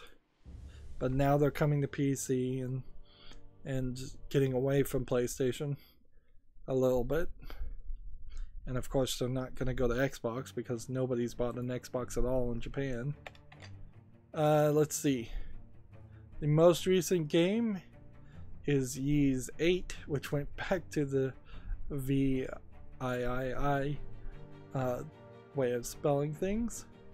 So I don't know if VII means something in Japanese. I don't think it would, but whatever. Lacrimosa of Dana, this came out relatively recently this year. It's 58% of 773. It's 85% of 14 user reviews in the last 30 days. So the vast majority of people are mixed on it. Let's see if we can see a review or two that would explain why that is the case, because this doesn't look terrible. And the idea of it being a teen game also seems to be slightly appealing. And the idea of them updating anything, even if it was nearly 6 months ago, is amazing, because there certainly have been a lot of Japanese developers that put their game on PC and then never bother to update it at all. Let's see what we can find here. Metacritic gave it a 69 out of 100. Let's see. as of June 2nd, currently not very happy. As many other users, the fear of random crashes prevent me from having fun with this game. That's it. The gameplay is fun, the mechanics are cool, and everything is interesting enough, but I can't find myself to be at peace with 7 crashes per half hour, playing with 20 minutes of those being redoing everything. Until this game is playable for me, my review is negative. So just random crashing. Let's see. Here we have one. Ys 8 is suddenly somehow unplayable on your PC. What do you do? The game itself is excellent. Old school action RPG with incredibly fun combat and music that is frequently amazing. This port is hot garbage that even after updates still crash. It's honestly pathetic that the port of a Vita game is so utterly broken. So yeah, let's see. So it seems like there's some performance issues, and when you're in that point, you're gonna have to make some decisions. And I guess for me, what I can do is I can take this game, bump it down to the follow list, and then we can come back in 4 months to a year and decide if things have been fixed or not. It really is kind of a catch-22. Like, yes, as a PC gamer, I want Japanese developers to put their games on Steam. But no, I don't want them to put them on Steam if they are a horrible, terrible port. But that's the only way they were ever going to learn in a lot of ways. You can't expect every single Japanese developer who has probably not ever made a PC game before in their life to immediately know how to program their games to work perfectly on the first try. So yeah, we'll leave it at that. We'll knock this one down to the follow list and we'll move forward. Next we have another Ys game, Memories of Celceta from 2018. And this probably is a bit more of a side game and maybe a port. It's kind of surprising that there's more patches coming out. The fact that they're patching at all, it gives them a lot of credibility because, for instance, Platinum Games, developer of Nier Automata, they promised a patch for the PC version of that when it came out, and as far as I know, they never came out with a patch, and that was like a year ago. And they haven't announced or said anything about it. They just kind of stopped talking about it. So yeah, more Ys games. And then that moves us right into the Yu-Gi-Oh games, which, yeah, if I ever decide to stop playing Hearthstone, which I stream Hearthstone live every Monday, Wednesday, Friday, mostly because it's a slow card game that allows me to also talk about the video game news and look at games that have come out on Steam using a Twitter bot called What's on Steam. If I was never going to play Hearthstone, which there's a good reason to stop playing Hearthstone. It's boring. A lot of people are losing interest in it. There would certainly be questions about what game to go to instead. But maybe I should play Magic the Gathering Arena, which is in beta. There's a dozen other kinds of card games that are trying to break out and be the next big thing, including Artifact by Valve is going to try and break out and be the next big thing. But if I just had a pick, I would come and play a Yu-Gi-Oh game. Unfortunately, I like Yu-Gi-Oh as a card game a lot better than I like Hearthstone or Magic the Gathering or Pokemon, the card game, which Pokemon card games don't exist on Steam. Unfortunately for Yu-Gi-Oh, I guess the TV series is going, but it's not these characters. It's not even this character who, if you're old and only remember this character, like, he was the new protagonist for a while. But I think that's also changed. These games just look awful. They really do. Look at the cards. They're not high quality resolution textures. The menus look like garbage. These games usually play like garbage. They're good enough, but just barely. You can see that it's 67% positive in the last 30 days, and over its lifetime it's only up to 74 positive. For a game like this, if it just was a more polished game and it wasn't being made by Konami, who doesn't care about video games and is really just out to bulk you out of as much money as possible, this would be a way better looking game, a way better playing game. It would have a cell phone version so you could play on the go. It would have a huge player base, but yeah, Konami doesn't care. And when you play this free-to-play game, you're probably buying cards at probably a premium. Let's see. Japanese text can be selected if you started the game in Japan. Japanese voices are not available. I wonder if that means if you start the game in Japan, will you get the Japanese artwork that's not censored, because a lot of the card art has been censored. Screen issues happening. Certainly. You can see that this has had a pretty big all-time peak, and it actually has a pretty active player base at 10,000 people just today playing at the same time. But looking at the performance, it's a low resolution. It doesn't have any graphics options. It's fixed at 30 frames per second. Like, let's see. Pay to win decks. As a longtime player of the original game, I did not recommend this game. Uninstalled after 2 minutes. It was painfully long download time with good internet. Cards are not free. Not bothered to buy packs in this game. Better play Tag Force. So yeah, I don't even think you get much of a starting experience if you were just to play this free to play. It's probably not free to play at all. And so then that puts us with Yu-Gi-Oh! Legacy of the Duelist, which is 2016. So this one was 2017,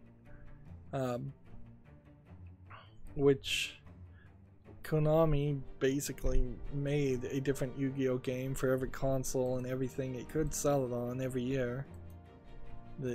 This one seems to have probably more of a single player storyline experience, which you kind of would want some of that. Here's some of those more characters from the future versions, like the 5 different seasons here, or 5 different series. I don't know if maybe they finally did finish all of the Yu-Gi-Ohs, or if there's still making episodes or what. This one is $19.99, but then you have 17 DLCs that bumps it up to $84.83 extra if you wanted a lot of this. I don't know if these are just cards or if these are storylines or what. I just feel like these are straight up storylines. That's a lot of money. That is definitely a lot of money. This person's paid 955 hours on it.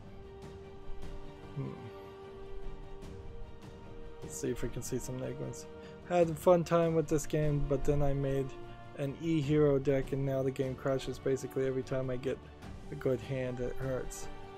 It's a good game, but it's sad that one DLC is worth 1/3 the entire game and there are 10 of them already. seriously pay for this game twice or even thrice if you want bonus characters or an entire Arc V story, or if you want cards like Fluffy, Raptors, Violins, Magispector. I'm glad that at least pirated versions have every DLC. Incredibly buggy, random crashes, visual glitches, and so on. Graphics looks like something that would belong on a PS2. So,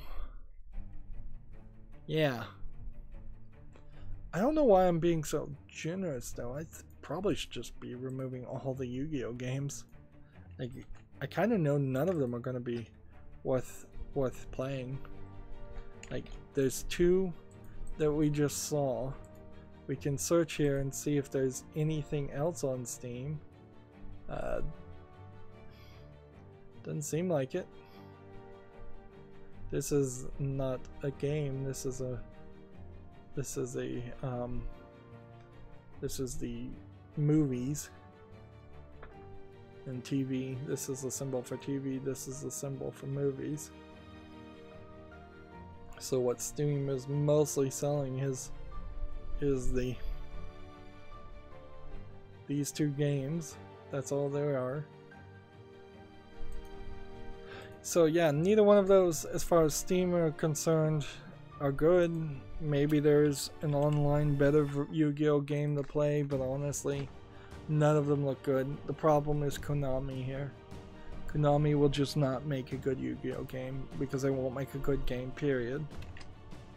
And so, yeah, I forever feel like, it feels like forever, I think I'm going to be stuck playing Hearthstone because at least right now, Activision Blizzard puts a little bit of polish and effort into making the Hearthstone cards and the Hearthstone interface look good, and it has a active player base and an ability to play free to play. I don't think I've bought but maybe 1 bundle of card packs in 4 years of playing Hearthstone, and I have quite a significant amount of them, of cards across 3 different accounts of 3 different regions. So yeah, stick with Hearthstone.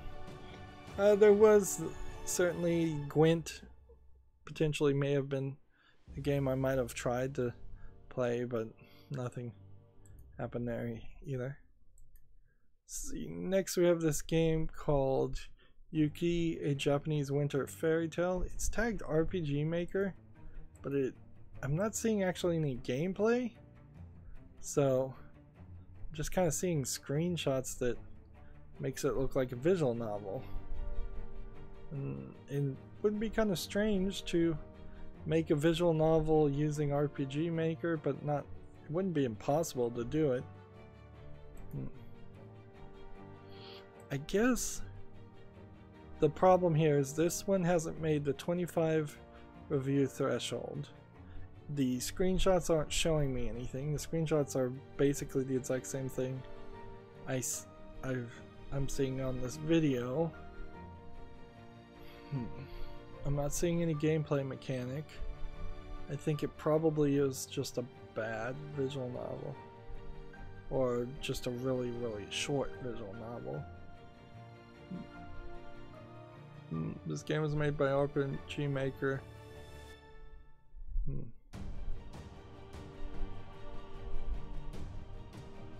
Let's see.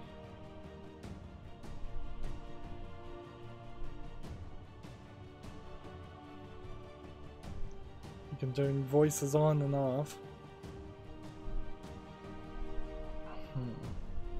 Here we have a developer's voice, message from the publisher. Let's see. I can't say I don't like this game at all, but I don't feel recommending it. I like the graphics and the fact that it's only 3 hours long. I like that the games go straight to the point without hundreds of useless side quests, the Japanese voices, and the general idea, but I found the game to be a little bit too tedious sometimes. The narration was cool, but the English subtitles were poor and were sliding too fast. I had to go to the menu and read everything again every time to understand the story. The gameplay was sort of point and click with some arrow keys involved during fighting. The arrow keys were not responsive. Tried with both controller and keyboard and found it difficult to complete the final chapters. Yeah, I think this is probably not that good of a game. I think it's just a little too simplistic. And if I recall correctly, AGM playism is all over the board as far as the games they publish. So let's see, we can click on this developer and it will probably take us to the publisher's page. Yep. And then we can see what the publisher has published and see that it really is just all over the board with games. So I don't really even have to go on that. So this game also is going to be removed, and that's going to put us at Yuminiki. And at this point, it's been about 2 hours for me, so I'm going to take a break. There will be no delay for you. I will just splice the video, this video and the next video together. So okay, I'm back. So Yuminiki is the original version of it, which is, I'm not 100% sure this is the original version. I think it is, yeah. It's a free-to-play. Maybe it was made an RPG Maker game, but it's really about being surreal. So it's not really an RPG. Instead, it's kind of a game where you just kind of wander around and find secrets as best as I can figure. It's 91% positive of 1,745 people, and you wouldn't really think that that would be the case, but it's just like this hidden gem niche horror, this psychological horror game. Like, from the look of it, in all honesty, I would say this is nothing. This is a cheap RPG Maker game trying to be a horror game. I've seen at least a dozen of these. I know Yuminiki, she goes to sleep and has these surreal dreams. But there certainly was something here that convinced people to like this game. Probably, I would say it's the price. That's my guess. Is it by letting your game, realizing that Yuminiki is not the greatest of games. See, it says it came out in 2004. Yeah, come on. By just like recognizing the game wasn't that great and that it should be free, I think that has this washing effect where unless your game is really, really bad, you would you can kind of get away with that. Meanwhile, a good comparison might be the surreal game The Beginner's Guide, which is $9.99, and it's just always been too expensive, frankly, for me to buy it. Or you might compare it to just the mostly positive game, Please Love My Game. Like, there's certainly a lot of different ways you could go with this. And I don't know what you really do here. Here's one that's just mixed reviewed. And this one looks like an asset flip and a lot more graphically intense. So let's look at this game next. I guess the question really comes down to how much does this teach the programmer of this game? Because if, assuming they are using RPG Maker, which almost certainly they are, that really just continues to lock you into using the RPG Maker engine. Now there is a slightly newer version, RPG Maker MV. I guess this is not RPG Maker, actually this is Pixel Game Maker, but it's basically the same thing. Honestly, if you're not working off your own engine, then you should be using Unity or Unreal. Unity for a game like this probably wouldn't have been too hard to make, and would have made it really easy to port it to a cell phone port. There might be some other engines out there that are more specialized. I know there's a hidden object game maker engine out there, and a point-click game engine of some sort. You could use the old script creation utility for Maniac Mansion, the Scum engine, to make a point-and-click adventure game, but that would be kind of ridiculous to do that, and nobody has done that, and that is a beloved engine. So yeah, it comes down then to story writing and a little bit of animating. One assumes that this girl tile character is hand animated and not like a pre-bought asset, whereas I pretty much guess a lot of this other stuff could have been either hand animated or pre-bought. So if this was the only Yuminiki game, also, I could easily see myself skipping it and just going, oh, that's a free-to-play game, check it out if you want to, or not. But then we have, well, we have this game, Eve, but I was going to go to actually Yuminiki Dream Diary, which came out in 2018, and it's not from really the same developer. It's just from the same publisher, and you can see that this is 64% of 644 user reviews. So they tried to make a new game that was a little bit, I think, more like a video game and less like a surreal just wander around. For instance, I believe in the first game you do get an umbrella, but here you're actually using it as one might expect. Here you can see a lot of 3D assets that have either been asset flipped or hand animated. You can see way better animation style of the game in the real world elements. I believe there might be a section like this that is really dark, but they certainly failed to catch people's attention and really make them want to play Yuminiki Dream Diary. Instead, it feels very much like they just took the name and took the general idea and failed to kind of understand the story. Here we have a screenshot that looks like a one-on-one direct copy of the original game, and yet it didn't work. And that certainly is a case that happens sometimes when you're thinking about games or any form of art that sprung up pretty much from a cult following.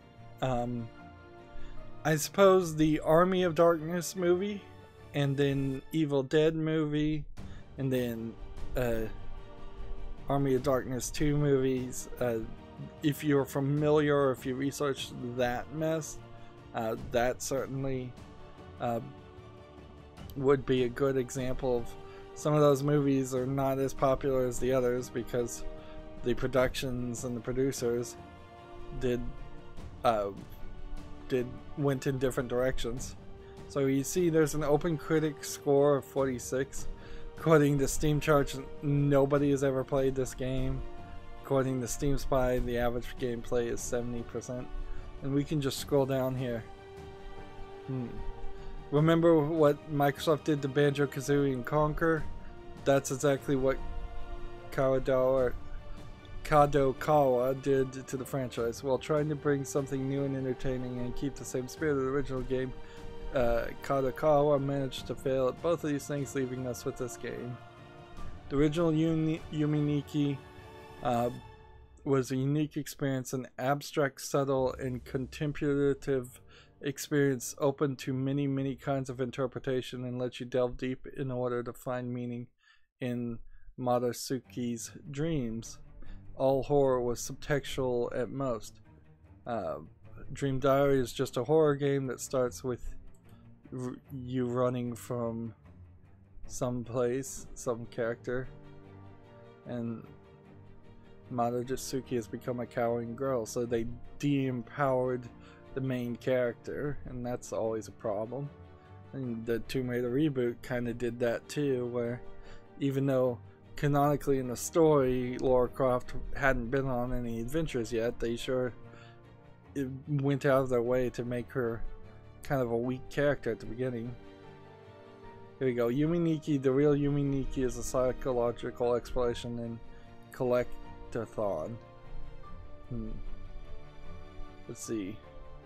The sad evolution of indie horror games getting inspired by Yumi Nikki, then Yumi Nikki getting inspired by indie horror games inspired by Yumi Nikki. Interesting. Let's see. This is comparing it, I think, to the game Inside. I would have just been happy if you had just remade the game. I'm not sure how you managed to screw this up. Don't buy it. So, yeah. Now, as a video game critic, if this is not too expensive, at $20 it's far too expensive, even at $10 it's far too expensive. But if this game managed to go on some deep discount, where I was paying like $2 for it, I would totally be willing to cover this game just to do a compare and contrast. Seeing a developer screw up this badly with a sequel can be very educational and informative. It also, as a game player, as a fan of video games, it could be totally annoying. So let's go back now and look at Eevee as a game. 43% positive. This looks even better than Dream Diary does, and you can see that nobody likes it. And I bet the reason why nobody likes it is because it's super short. This game was made, it was a 3-month project, so it's not even finished, probably. Let's see. For a small two-person project, it was okay. The gameplay is rather simple but glitchy, and the camera's position is way too high, so it feels like you're floating the whole time. Didn't get very far at all. Invisible wall in every direction, blurry visuals, way too much use of post-processing effects. The whole thing is just too dark and unplayable for me. I know just 2 people in the dev team, but this is a waste of time and money. Let's hope your next game is that better. So you can certainly, as a game developer, try to get on somebody's good side by saying, well, we're a small team, but that's really not going to work for Steam. This probably would have been reviewed a lot better had this been on itch.io alone, just not listed on Steam, not listed with the big boys, not compared to, well, the original Yumi Nikki game, for example, which we can run back here. 91%. Let's not forget that. The ugly looking game that I would easily see myself skipping over. That's the one I pick. Let's see if this developer... No, it's just going to take me to play as on publisher page. And then the other one is Strange Telephone, which is not out yet. So I could theoretically put this on the follow list, but I'm not really sure I need to. Generally speaking, I think part of the cleanup of the next of the follow list will start with putting things that don't have actual release dates off the wish list or off the follow list, because that seems like just a ridiculous thing to do, is to have games that could very possibly never come out.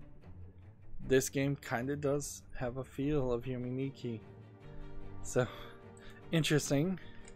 Again, the ugly one. So as far as Dream Diary, I'll leave it on the wish list, but it really is staying on the wish list as an asterisk. Let's see. I need to come over here and adjust my notepad files. Next we have a game called Yuso, Y-U-S-O. And unless I see something immediately in these screenshots that tells me I shouldn't have this on the follow list, it'll just go to the follow list. It looks like it's a simplistic puzzle game, very possibly a cell phone port. I don't quite understand what I'm looking at, but I guess it might be like a Blackout style game where you click on a thing, it explodes, it changes the colors and toggles them. Over 80 levels. Yep, so I can just put this on the follow list and we'll come back later and see if anybody reviews this game. Although, to be honest, if this came out in July and it only has 3 user reviews, there's a good chance it still won't have 25 a year from now. And then I guess that moves us into the Z games, and I suppose at this point I could have broken up the episode and we could have had like a relatively short X and Y episode and then a Z episode. Do I really want to do that though? Let's see, I'm looking at probably about 3 hours here. I think we might as well just power through. Yeah, because I really don't want to have to do the whole setup again and the whole explanation. I've done it for every episode just in case somebody watched some of the episodes out of order. So yeah, let's just continue. We have this game called Z Dawn. In all honesty, this looks uninteresting. It looks like it is a... what is the name of that game?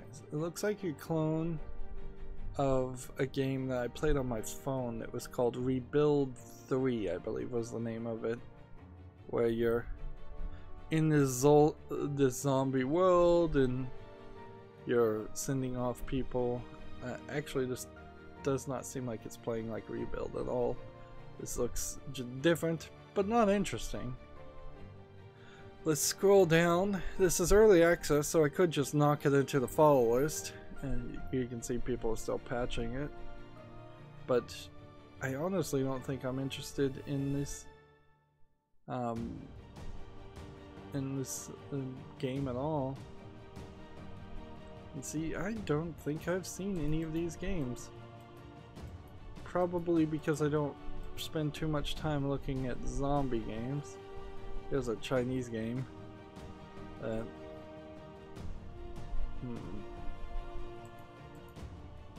Ultimate Epic Battle Simulator.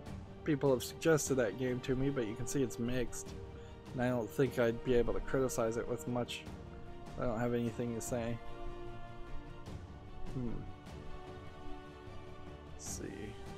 Game is really not worth buying. There's not much new here and new things in the game. The story plot is incomplete. The combats are repetitive. The equipment is boring. There's nothing challenging.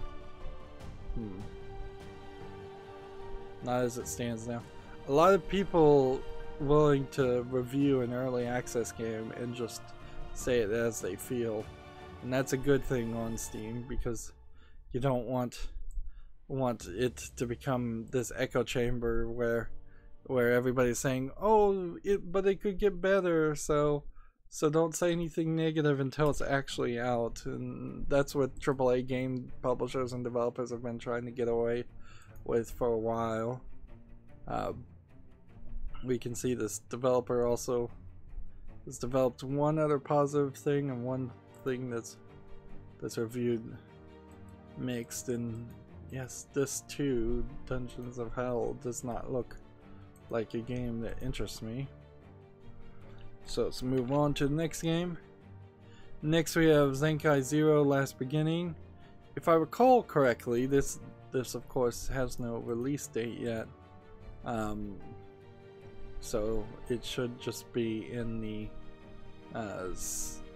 follow list. It's from Spike Chunsoft. It's tagged with sexual content, although I don't really think there's too much of a risk of seeing anything here.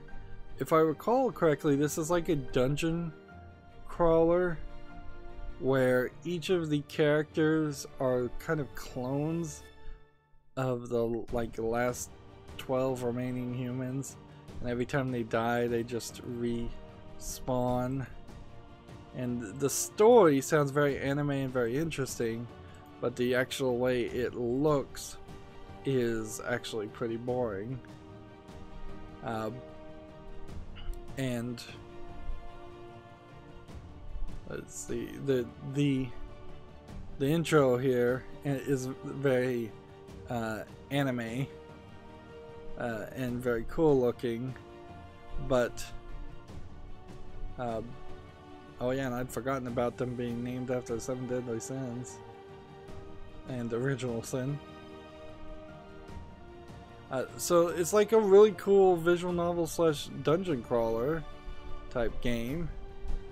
It seems, but it's probably going to be weighed down by the fact that you're just playing a pretty boring dungeon crawler. So the thing that would be about this game is, can this game potentially make dungeon crawling fun? There's more weird anime games being shown here. Let's see, Shine-G and the zombies. See, that one is tagged nudity and sexual content, and I imagine if I even click on this one I might show something I don't want to show. Age of Barbarian, similarly. See, whenever it has one of these issues, and clearly this is just a troll game, you know, whenever you run into the tag of sexual content, it always puts me in the question of just how much of that is there. Is it a single scene, or is it, I mean, I guess nobody even really knows because the game isn't really out, so this could just be getting tagged for no reason. And then this game, Fresh Body, is early access. It's rated 85% positive. It actually looks kind of interesting. Maybe it's just because it's a weirdo game, but I don't have to really make a choice either. I can just put this on the follow list. It's a 2016 game though, so it should really be out of early access by now. But I'll put this on the follow list and I'll see if maybe in the course of the next year they can finally finish this game. Let's see if this developer has made anything else. Not really, but they do have some DLC that is out, interestingly enough. It's kind of weird to release DLC for a game that's still in early access, where this game, Bless Online, is an MMORPG, and it looks really pretty, but I would never cover an MMORPG, so I'm just getting distracted at looking at other games. And then that puts us back at Zenkai Zero Last Beginning.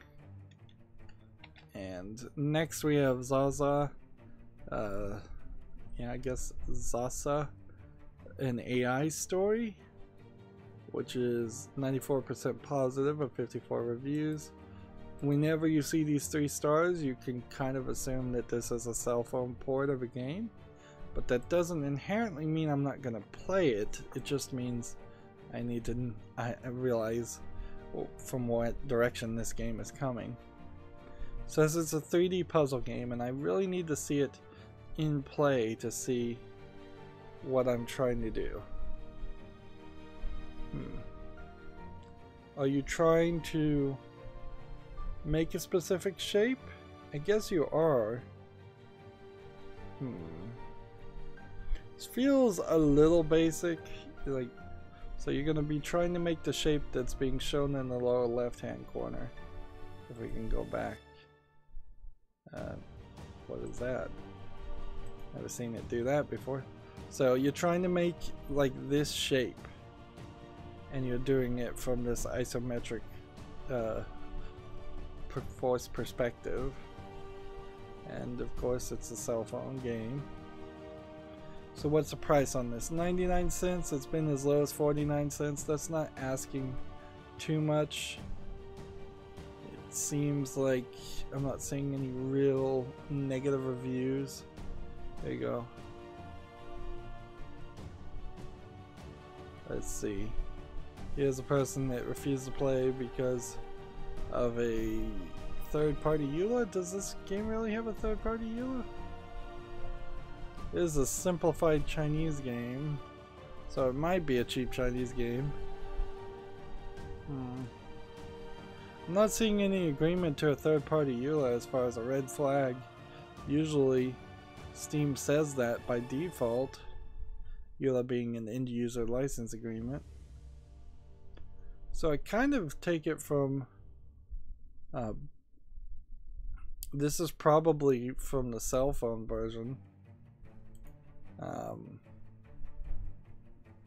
Like GPS location, stuff like that. This is just, I think this person's overreacting a little bit because the Steam version's not going to let it collect that kind of information. And if you were really concerned, you could always firewall a game like this and make sure it doesn't have access to the internet. Like, it's hardly a game that has multiplayer or anything. We could look at this developer and see if they've made something else, but they haven't. So, like, again, this is not a game that would make it to the top of the wish list, so very possibly I would never play it or get around to playing it or remember it was in existence. Next we have a slightly interesting, although kind of maybe a little problematic game. So this game is called Z Game, Z-E-G-A-M-E. It's made by Jesper the End. You probably haven't heard of Jesper the End, but he is a, or at least at one time, he was a sort of well-known Minecraft map maker, mod maker. I don't even remember what he made. He may have made the series of Minecraft maps called The Code. I think that's what he made, but I could be totally wrong. So he's a YouTuber and a Minecraft map maker. So it would be a little weird as a YouTuber myself to be covering and talking about another YouTuber's game. As for what Z Game is, I'd still be willing to do it. Although to be fair, $4.99 is probably not worth it. $1.24 is really pushing it. Because all Z Game is a Unity. Basically, this is his first project in learning how to publish, I think in Unity, a version of a game he had made in Minecraft. So you have these blocks in a 3D space. You need to shift the blocks from one point to the other. Sometimes the blocks split. I imagine sometimes the blocks merge.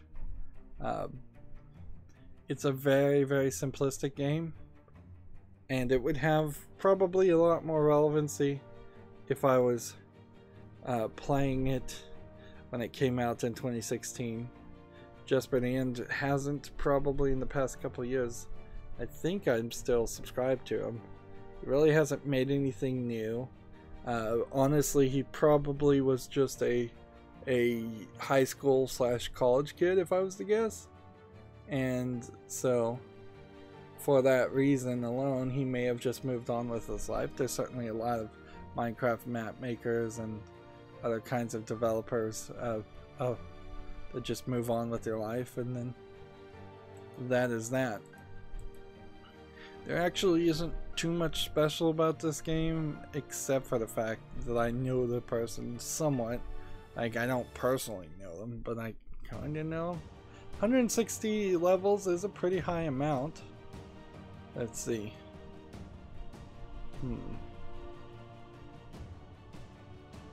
Let's see if anybody even mentions that he's a Minecraft map maker in the reviews. I guess maybe most people didn't even realize that.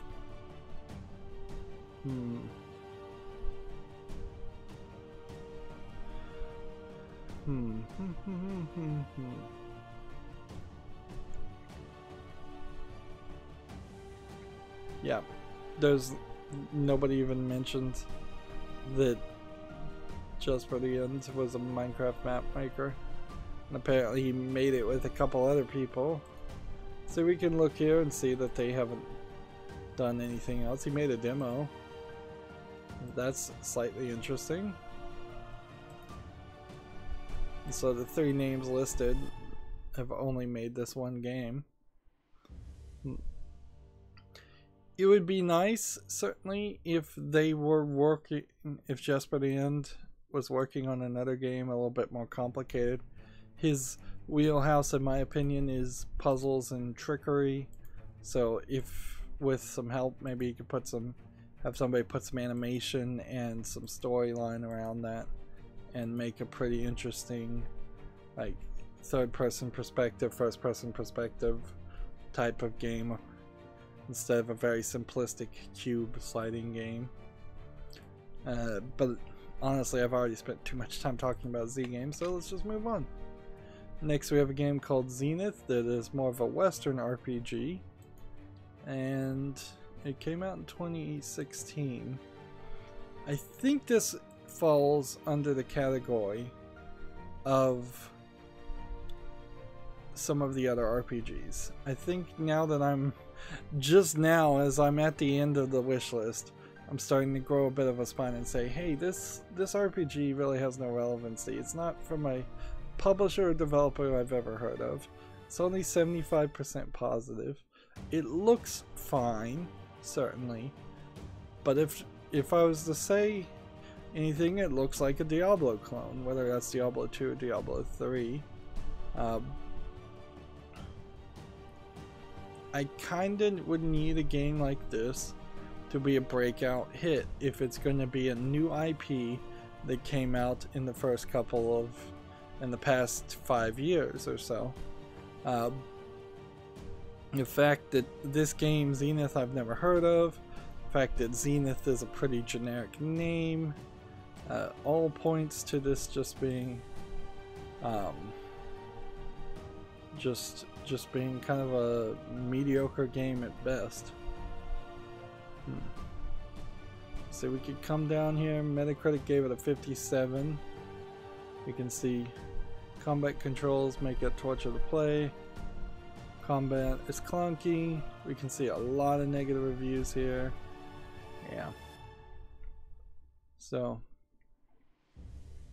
yeah, that's kind of that. There's better RPGs out there. See, we could look at what this developer's made otherwise, but it's kind of nothing. We can look at what this publisher has published otherwise. And I think Anime Gates of Memories might be on the wish list. But I think that's kinda it. So yeah, Zenith will get removed from the wish list. Moving on to the next game. Next we have Xenoclash. Now, I'm fairly certain that there's a Xenoclash and a remake of Xenoclash, or Xenoclash 2. But then there's also this other game where you're playing as this this rabbit, not robot, a rabbit that does like kung fu, and honestly I don't think I could play both. That being said, Xenoclash I think is a niche, very very niche, probably you've never heard of it type game. It came out in 2009 with these weird animal creatures that you're fighting and beating up. Yep, this is probably, visually speaking, going to be like one of the weirdest looking games. And see, this came out in 2009, so there's not even really any video that you can see. But we can see it's 87% positive of 1,414 reviews. When I scroll down here,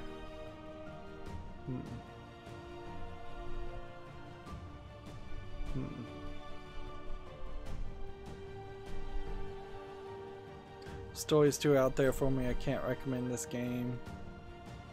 Feels like a poor tech demo that's aged badly. Every movement feels stiff, and though the concept of a first-person brawler was good, the execution was terrible.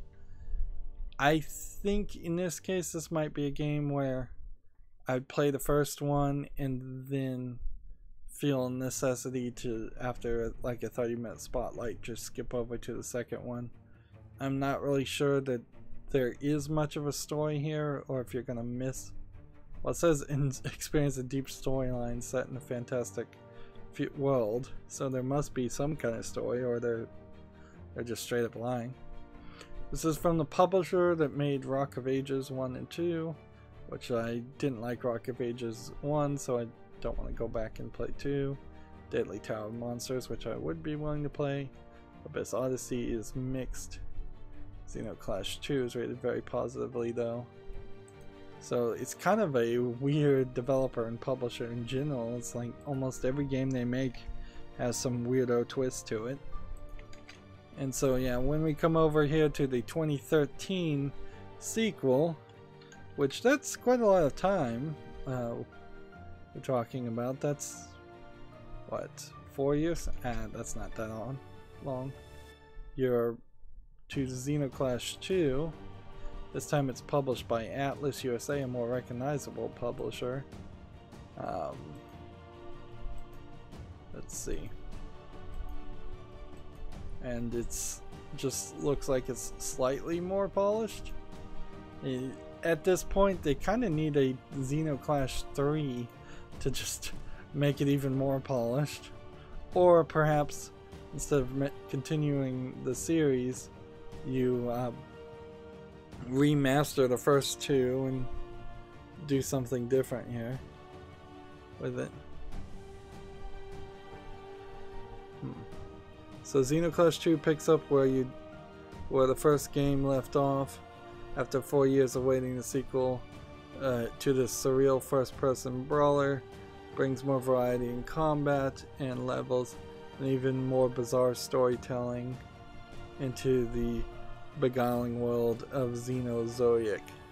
I believe the storyline to this world is that basically aliens took a bunch of animals and then genetically modified aliens and animals to be on this planet and fight for their amusement. Yeah, I think that's kind of the general idea.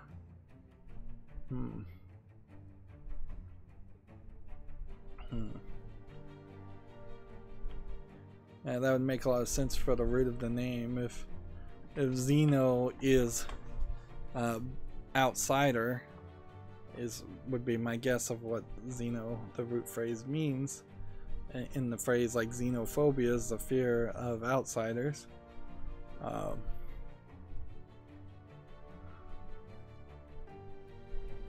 Keep the frame rate stable over 25 frames per second. Interesting. Interesting. I don't think my computer nowadays, or anybody's computer 5 years later, would have any trouble keeping the frame rate up, even on a poorly programmed game. Here we have a September 4th. To what Ace game would you like to see a sequel most?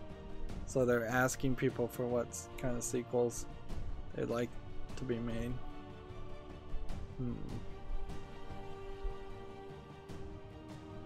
And yeah, certainly there are some people that are just saying the game is not for them, but and this one is probably the most damning review. The game doesn't change any mechanics the entire game, it's just punch dodge simulator. So then it would come down to how many hours of gameplay do you have to put in this. Is it 10 hours? feels like it might be 10, maybe 5. Certainly would be a game series that if I was to cover 6 to 8, according to how long the beat that decided to work. Yeah, 6 hours is really about pushing it. I don't think I'd want to go much further than that. See if there's any upcoming releases from this developer. Nope, they haven't announced anything. Xenoclash, like so many other games on the wishlist, though, not good enough to probably put at the top of the wishlist. This would certainly be a weird one, and one that might deserve a little bit more coverage. You see, not a lot of people have played it, but maybe it's getting more coverage than it already deserves because it's just so weird.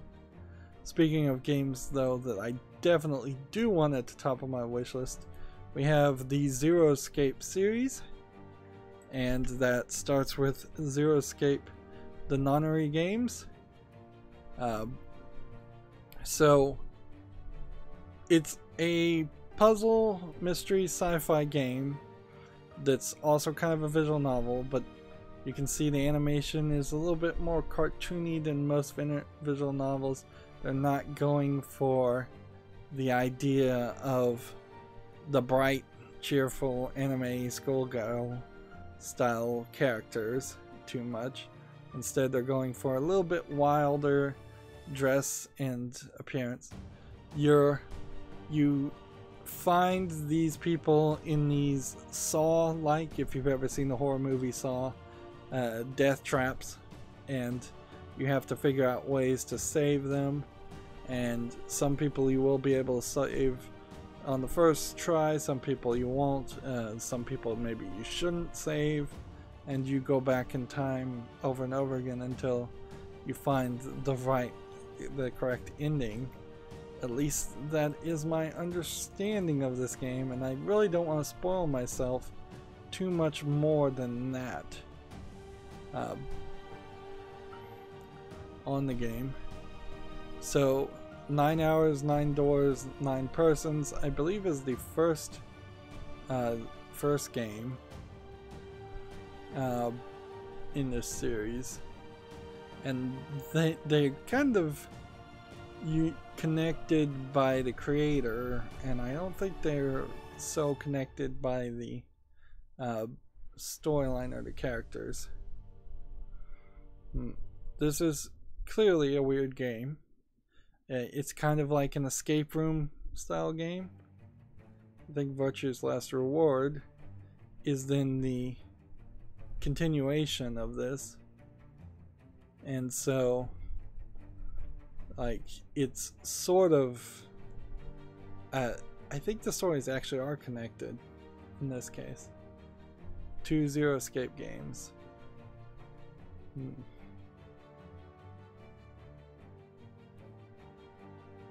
So yeah, you get 999 and Virtue's Last Reward here. This is asking quite the premium though, but it kind of deserves it. At $44.99, it's been historically as low as $26.99. It's for 2 games. I guess you're only paying about $13 if you get it on sale, but it's certainly expensive. Here we have another Halloween sale that needs to be pulled down. Full audio on English for a visual novel. That's very good. This would be the perfect series to try to work your way into visual novels, because if I was to play a game like this and go, oh, there's just too much dialogue, there's too much text, even with having it read out loud in English, then I can definitely decide to not go any further down the route of playing visual novel things. You can see Metacritic gave it an 86%. We have, this is the classic Nintendo DS game, 999. So originally it was on the DS, which is kind of crazy when you think about the content of it.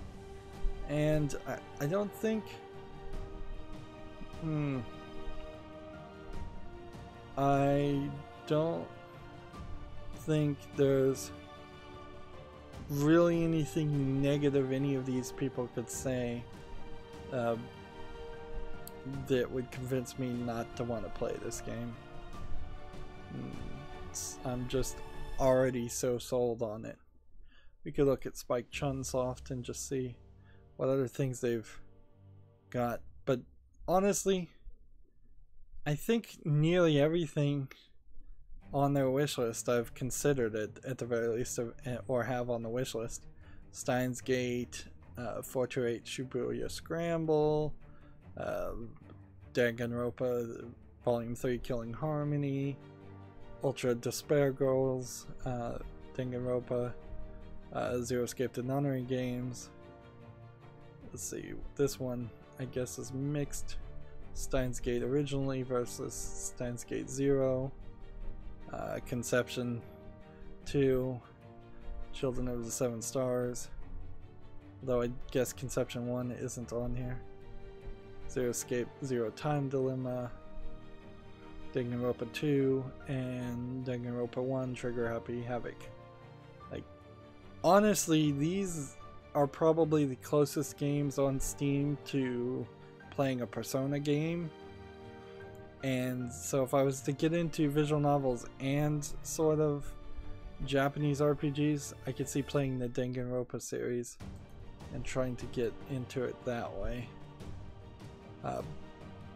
Although I may be wrong about Danganronpa. It may not actually have any RPG elements at all. Next game on the list, of course, is Zero Time Dilemma, which is, I don't think, the first game in the series, but it might be. So I might be a little bit backwards here. You can see it's same idea. 9 participants in these death puzzles, a visual novel type thing. Here you have clearly this is the bear trap. It looks so much like the bear trap from Saw, and this looks like the gun trap from Saw 2. So clearly you know where their idea is coming from. Here's like a global flow chart of your decisions. You'll want to unlock all of those.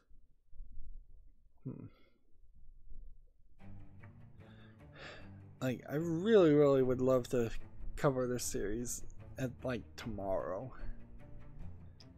It does probably say something about my own personal tastes though, and probably a little bit about video game players' taste in general, is that we do go for the darker side of fantasy, and a lot of games are violent out of video games. I'd like to see less games, less violent video games out there, but also this is the kind of stuff that you can explore in fantasy that you can't really explore in real life, or in like movies or TV, because then it becomes too real and it's not received as well by the audience. You could probably go even darker in books, but sometimes that limits the audience to people who are active readers, which there's not a lot of people with a lot of time in the United States to read a lot of books. This definitely feels like this is the older one of the series. Like, clearly this is animated differently with a different style. Let's see. So I'm not 100% sure what the order here would be. I guess you play Zero Time Dilemma first, and then you work your way up to the Nonary games. I'm not 100% sure where the Nonary games come out from.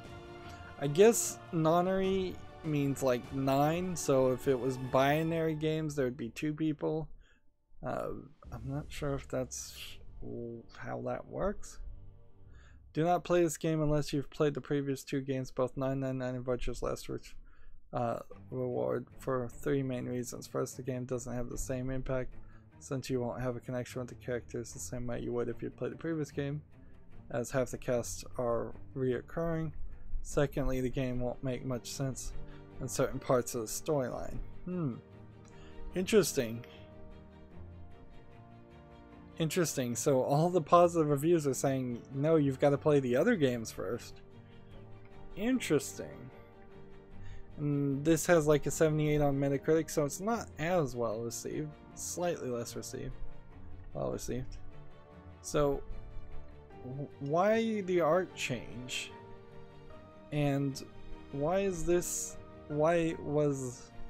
I suppose what they realized is that Spike Chunsoft couldn't sell a Zero Time Dilemma unless PC gamers had played these other 2 games, so they had to remake it. And so this is one of those cases where the third in a trilogy was released on PC, and then they came back and said that no, we've got to make a remake for PC so that they can play the entire trilogy, which is better than not doing that, I suppose. Next we have Zero Punctuation Hatfall Haters Gonna Hat edition. This is from another YouTuber, Ben Yahtzee Croshaw.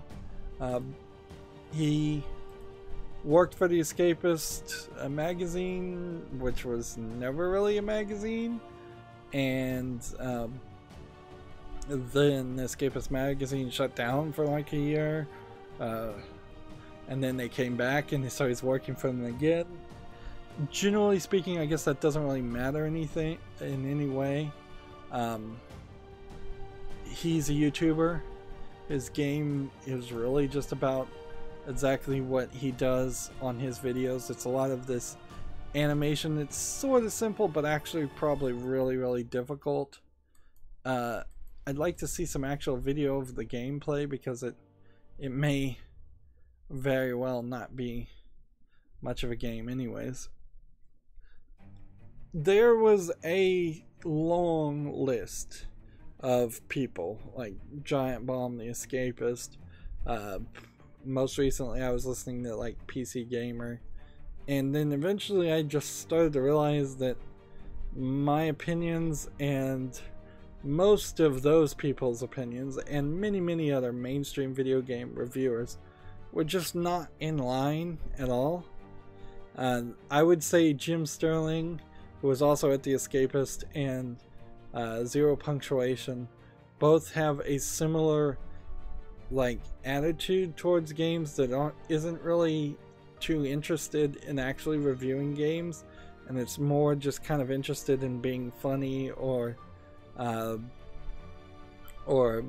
just insulting things for no real way. You can kind of see that here. The name Hatter's Gonna Hat, memes. This is really just a joke game, and it gets very weird into the disclosure regions when you're a video game critic like Yahtzee Crenshaw. Like, so theoretically there's an argument to be made that he now, having released this game on Steam, should disclose before every single video game that, oh, by the way, I've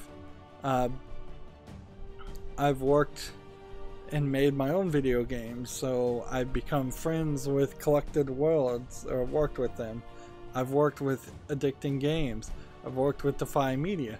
Interestingly enough, I believe Defy Media, which bought out Smosh, just went bankrupt completely. So, and didn't pay a lot of YouTubers. So, interesting. I wouldn't be surprised if this game actually disappeared from Steam. The Telltale games are starting to disappear right now as of recording from Steam, because Telltale went out of business. Yeah, I'm just really uncertain if there's really any relevancy here. I guess there isn't, at 43 people at an all-time peak. This also is not like a search engine optimization thing. You would think maybe if I put 0 punctuation in the name of my video, it might get me a few more views, but not really. Zero punctuation isn't that popular, and the algorithm really would not work on that.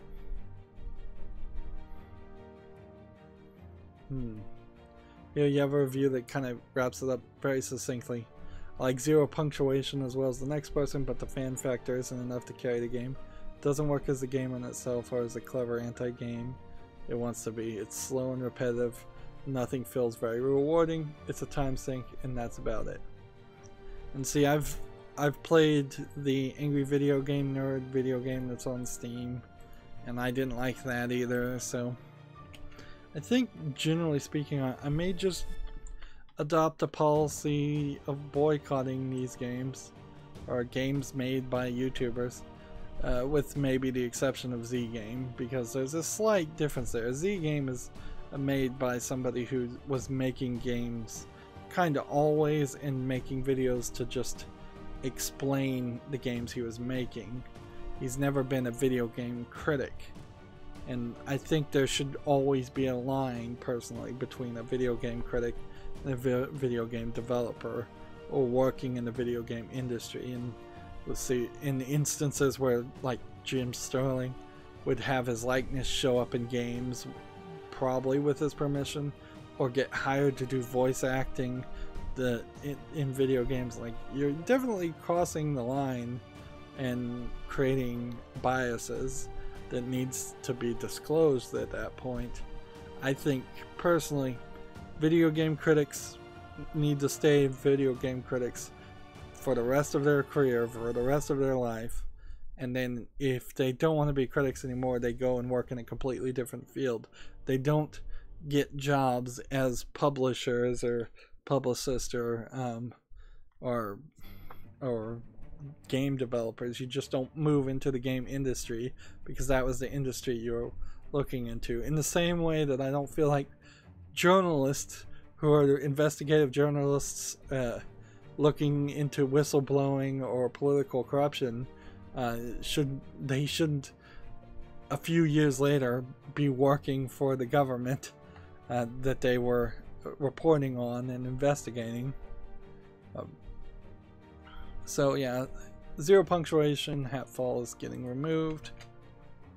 Next we have Zeus and Poseidon, which is an Activision game from 2006. It's 92% of 229 reviews. It's a city builder with mythology.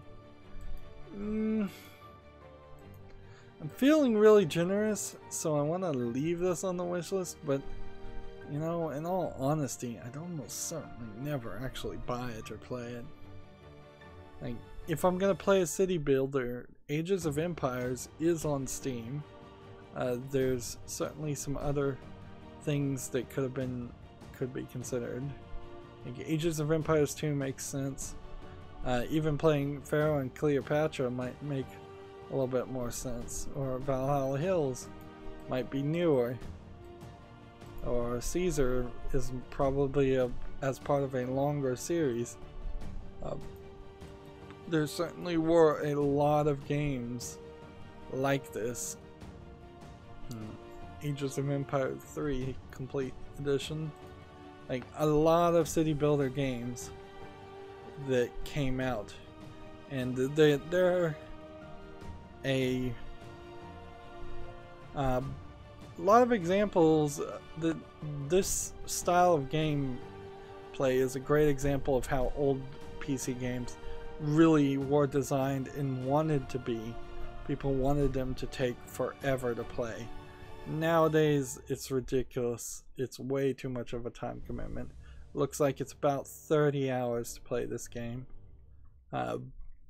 for something that would be incredibly boring to look at and incredibly repetitive. But I'll just be really, really generous and leave it on the wish list. Next we have the Zombie Army trilogy from Rebellion. I guess this might be the idea of playing something that is kind of like the Wolfenstein reboot, but isn't the Wolfenstein reboot.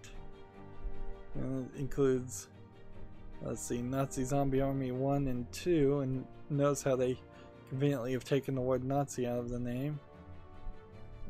Is this a co-op only game? Or can I play it in single player? You know what this feels a lot like is Left 4 Dead and Left 4 Dead 2. Where you had 4 players going through like different scenarios to survive a zombie apocalypse. I remember Coach, so like these characters. Oh, it is Left 4 Dead. Oh, that I was like, I remember these characters from Left 4 Dead, and it's like no duh. But this is by Rebellion, not Valve. So, yeah, I think all of these characters are from Left 4 Dead 1. And if you pay $134, you can get a 4-pack, or as low as $26.99. Well, this is asking a lot at $44.99, but it's been as low as $8.99. Seems like they're streaming and still trying to put some life into this.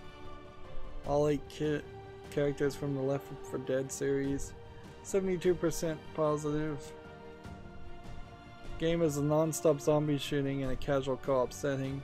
While it borrows a lot from the Sniper Elite series, it turns the slow, methodical gameplay of its predecessor into something more frantic and arcadey. That doesn't sound bad to me. There's some interesting moments. Ultimately, this feels a bit more like a mod for Sniper Elite 2 than a standalone title. As such, it's hard to recommend this. It just falls below the 50% mark. Does anyone play this anymore? Can't find any games. Let's see, we don't have any indication that anybody does play this anymore, or the servers are even still running.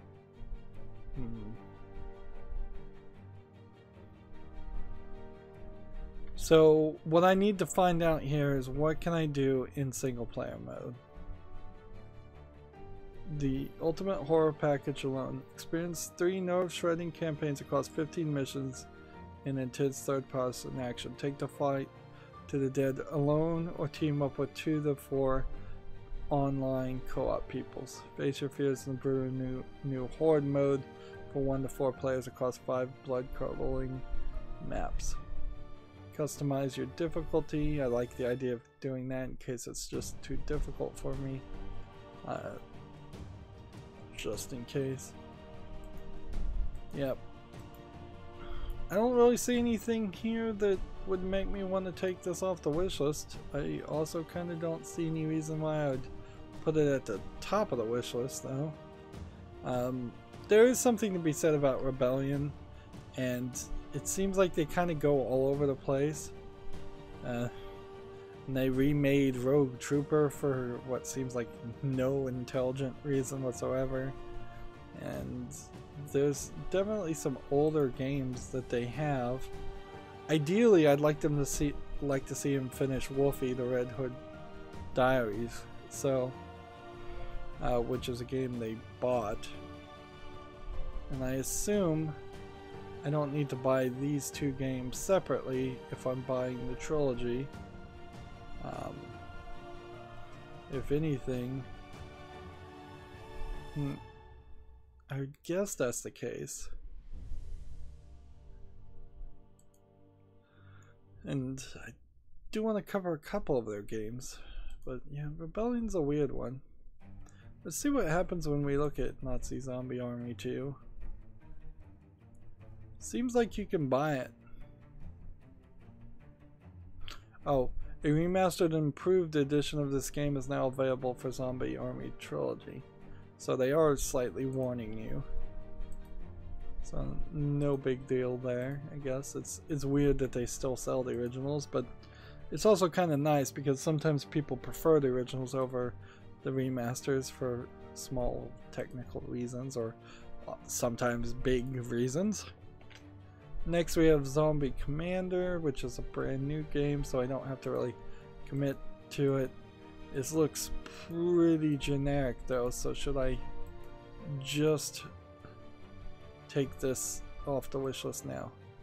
I can see why I would have wanted to play this game at first. Is the idea that this would have been a Plague Inc.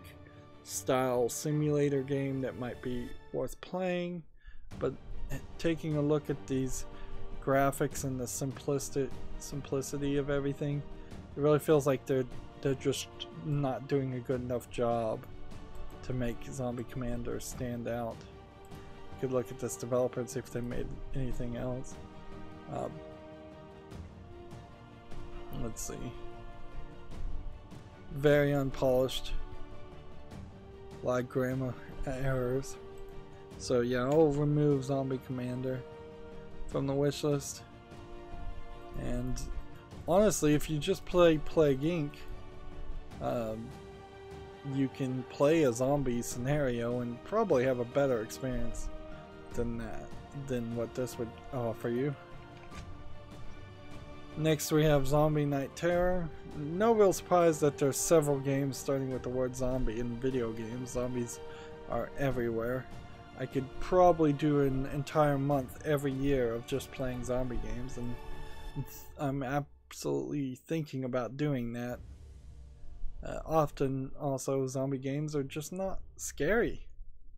So it's just zombies as an excuse for a villain to fight. This doesn't look amazingly good, but it's 93% positive, and it's from a developer called NoClip, which I would hope is not the same NoClip that does documentaries on video games.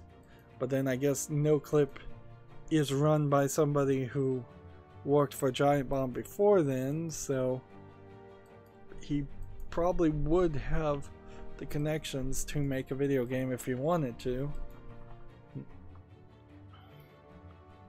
Let's see.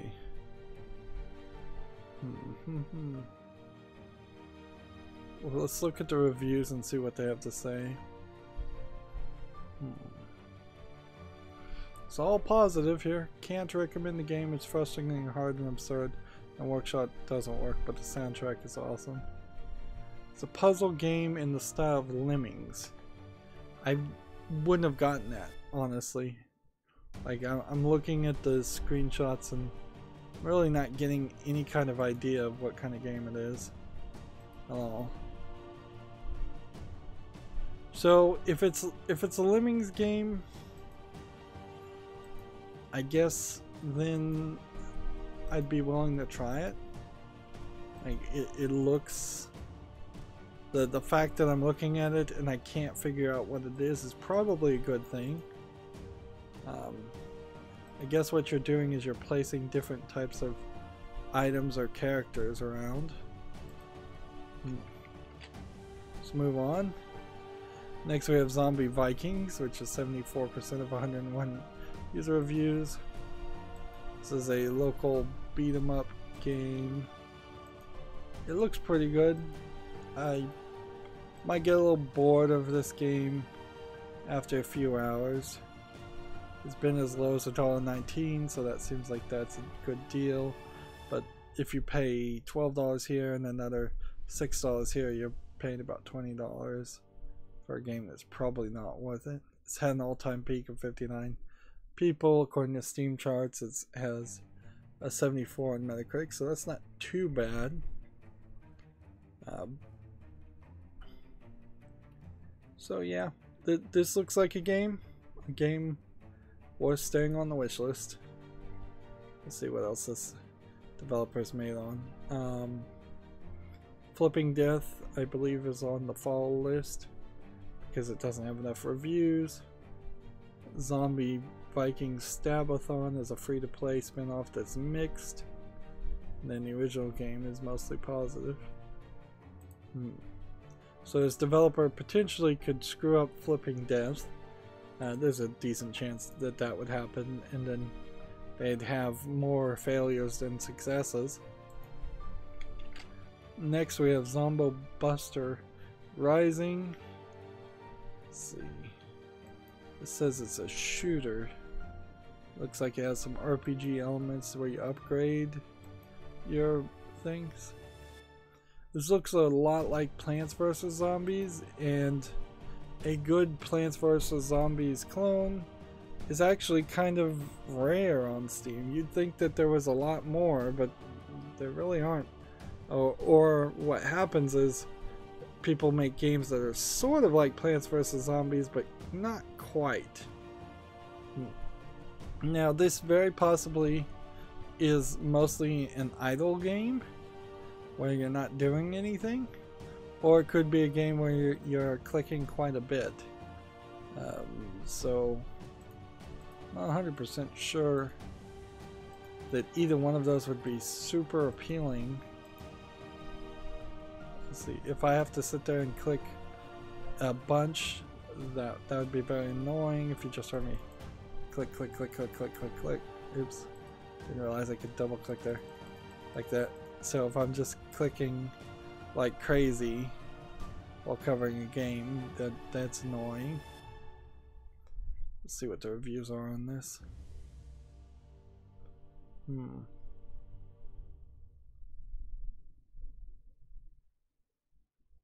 Well, this is one of the easiest and shortest defense games.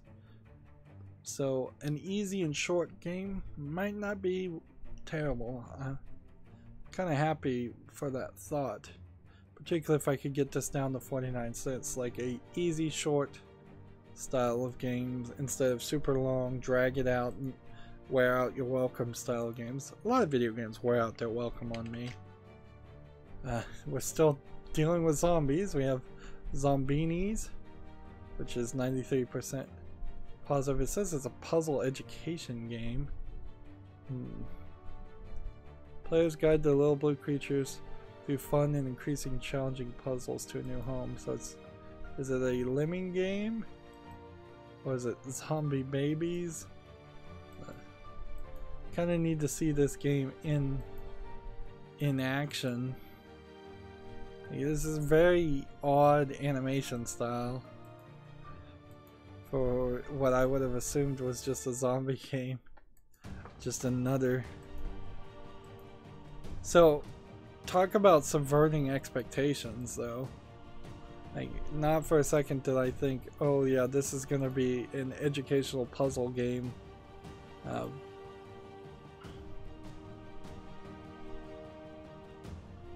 Let's see. Seems like they're using the idea of zombies being dumb instead of zombies being monsters, set on the idea of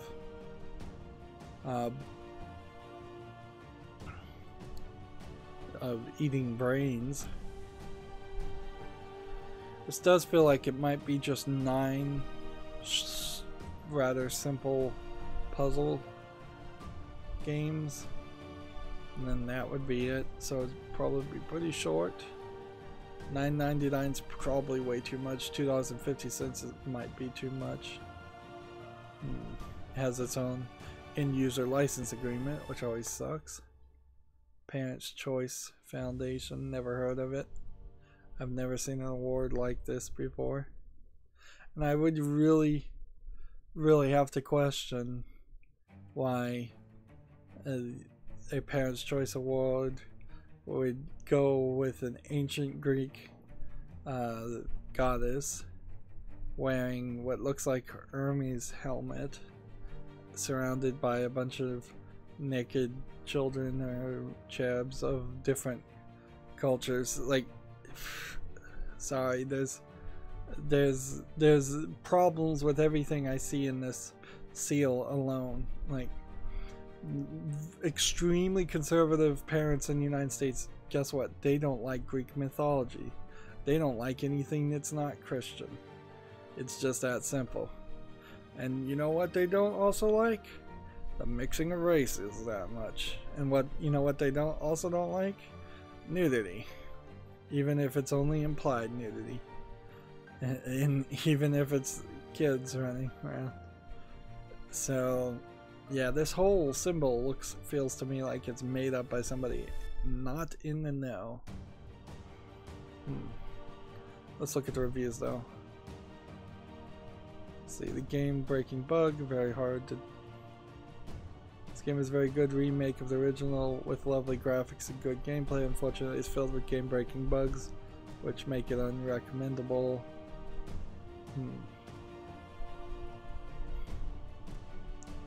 Yeah, and running into bugs in a short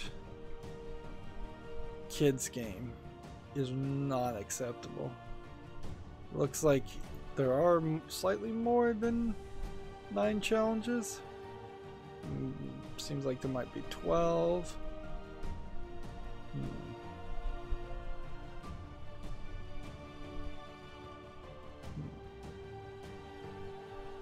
Let's look at this developer and see what else they've made. Nothing. Let's look at this publisher and see if they've published anything. Total Extreme Wrestling, Crazy Machines. This might be a real game. House of 1,000 Doors is just a hidden object game. Matahari, yeah, this publisher's all over the board with games that different types of games they've published.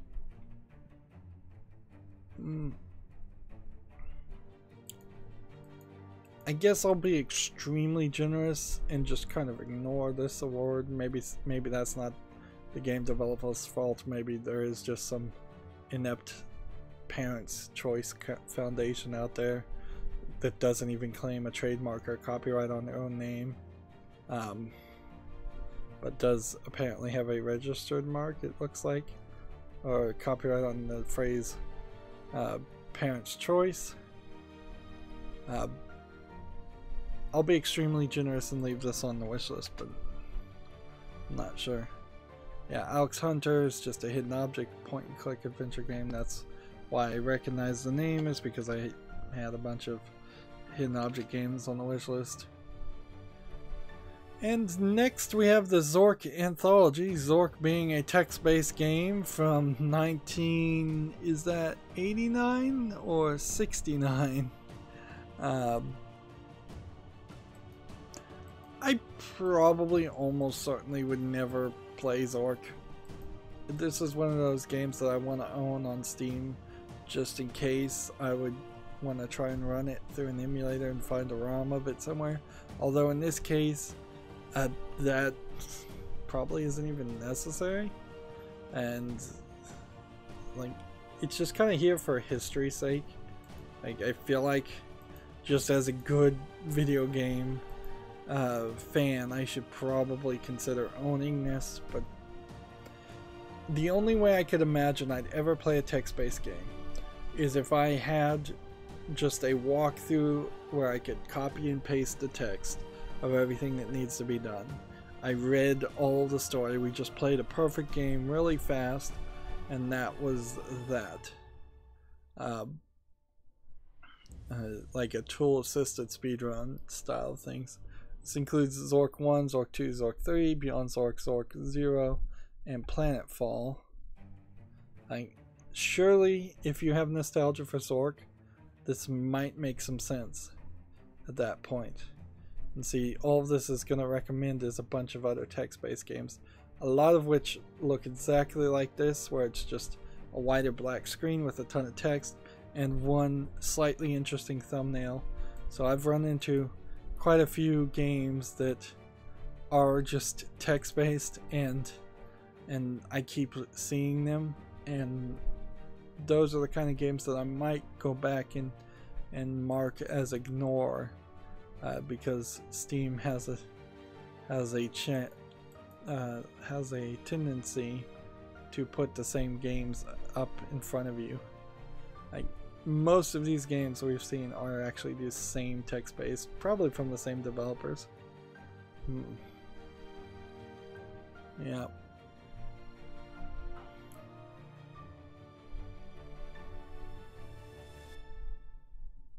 All this game is DOSBox and the files from the original game. So yeah, you buy this on Steam, and then you've got the original files that you can run through the DOSBox emulator anywhere else you want to run it. Although, also with a text-based game, let's just be honest here, you're going to need a keyboard. You're not going to have a great experience trying to play something like this without it. And if Activision Blizzard did their due diligence, in my opinion, we would have seen a remake of Zork, a reboot of Zork, a long time ago. But that's not what they do. Like, Activision barely has any games except for Destiny 2. There might be one other Activision Blizzard game that's pretty big. Then Blizzard is just doing Overwatch and Hearthstone and World of Warcraft and Diablo 3 and Diablo Immortal, which honestly Diablo Immortal is not really Blizzard doing that. It's a company that they licensed it out to. But yeah, once Activision merged with Blizzard, started to become, I think, a worse place, and Activision started to become a worse place, and now there's these old games, particularly this very old game that is a recognizable name of some sort. So they should have done some kind of remaster or remake of it a long time ago. But whatever. Like, clearly this kind of game can't be at the top of the wish list, but I also can't really decide to take it off. Next we have Zork Nemesis Forbidden Lands, which came out in 1996. So I guess they did try something here.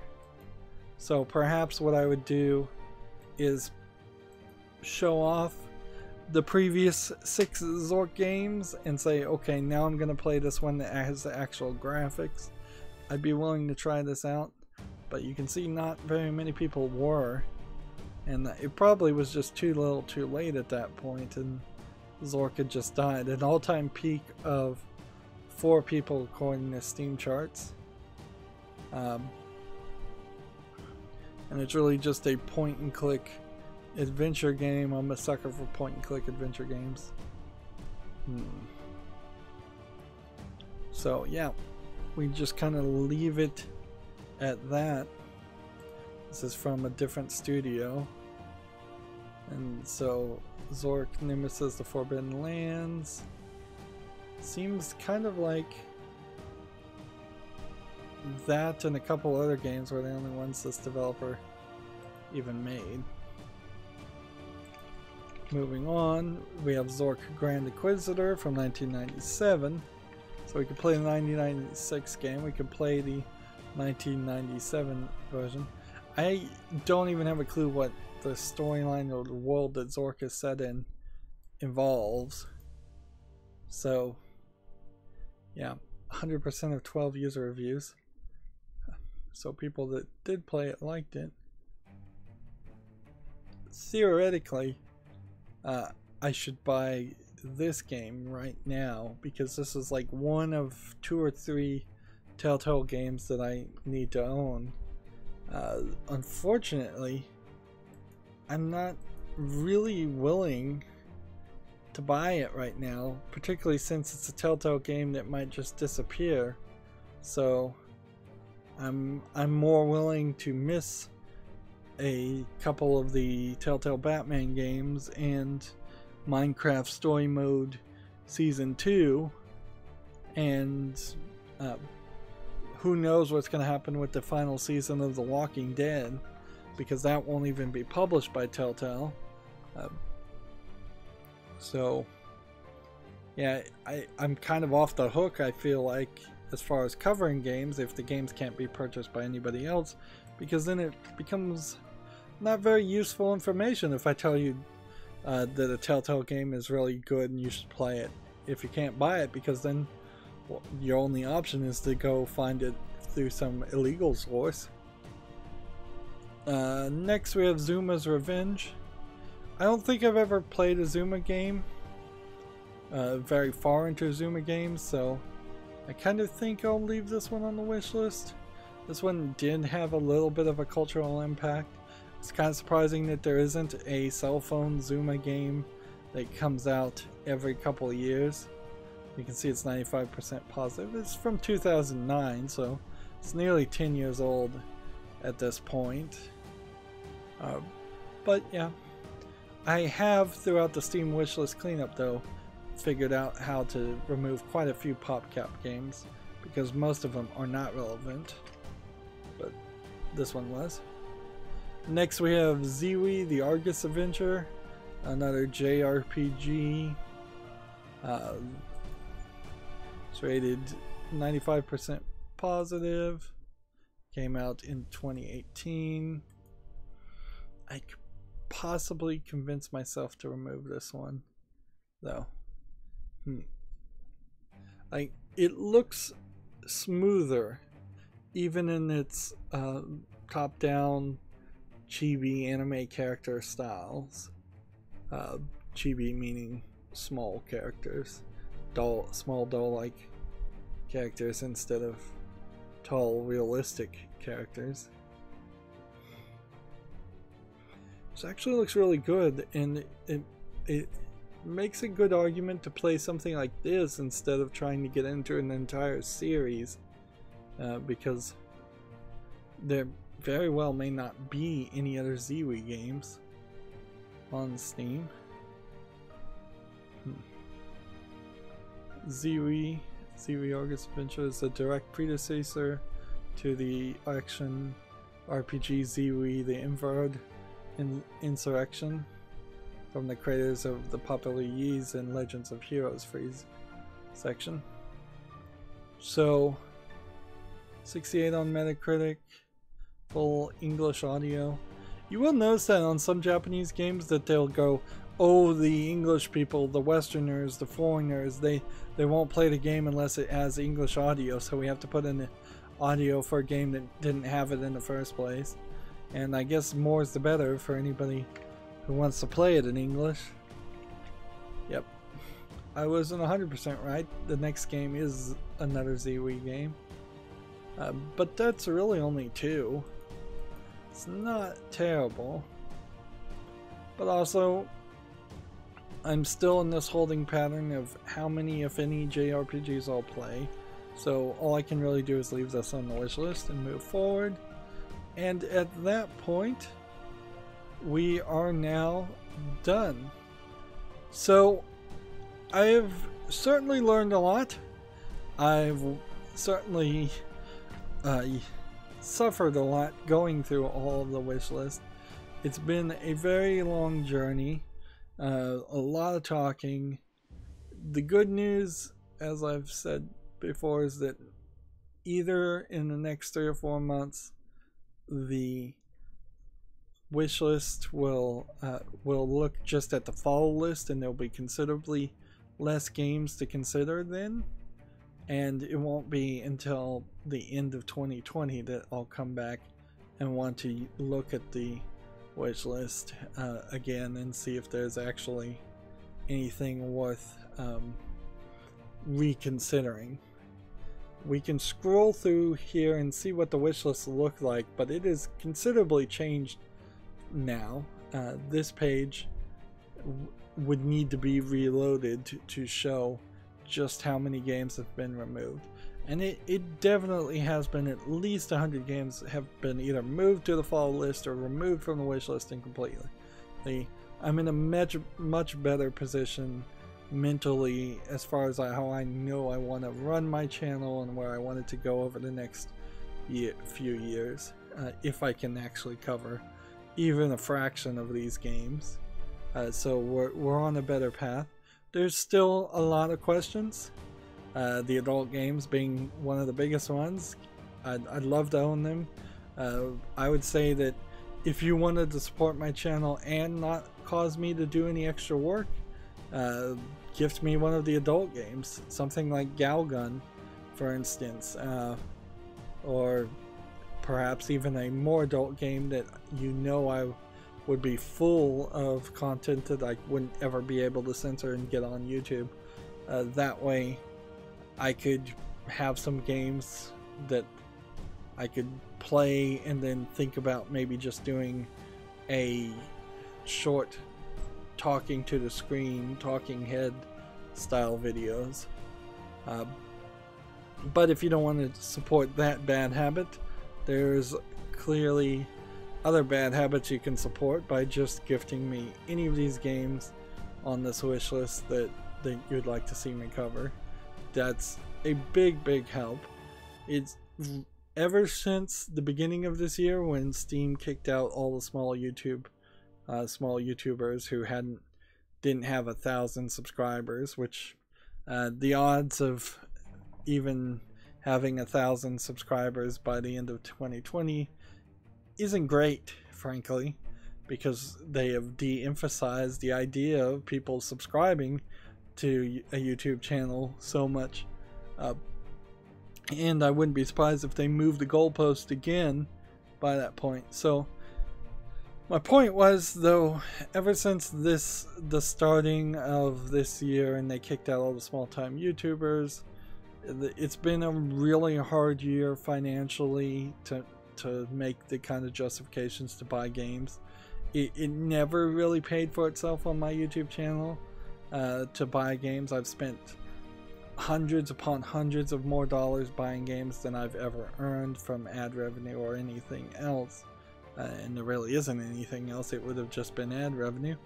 I don't know why I phrased it that way. So I've been late to the party to ask people to support me through Patreon. Just basically a few months ago, I finally gave in and made a Patreon. And that's where it would be very helpful if people supported me. It could be as low as $1 a month, or it could be as high as, I think, as much as you want to give me. But I would ask you to be sensible and not give me ridiculous amounts of money that put you into poverty. But as in the in-between time between me not setting up a Patreon and not getting ad revenue, I was mostly sitting on my YouTube channel trying to grow it, trying to get up to 1,000 subscribers, and asking people to friend me on Steam and gift me games. I still feel like friending me on Steam and gifting me games is a much better, more interactive way to interact with my fans, and it's a one-time thing. So you can do it during a Steam sale and just say, hey, here's a game. Or if you're buying games on some other store and you have like a Steam code and you just direct message that to me through Twitter, that's very helpful too. But more realistically, in the long run, I need more Patreons so I could pay other bills besides just buying games. Also, on Steam, if you don't want to pick a game, it is possible to gift gift cards, which would be super helpful during sales. A Steam sale is going to be coming up pretty soon for me as of this recording, and I'm probably going to spend a lot more money on games. So I wouldn't be surprised if 30 to 50 of the games on the wish list aren't even on the wish list by the time this series ends.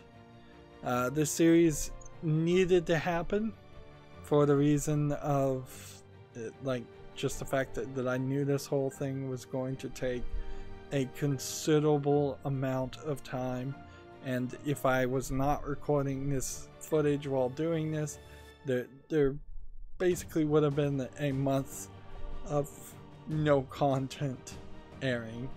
And I know this is not for most people's taste, or a lot of people's taste.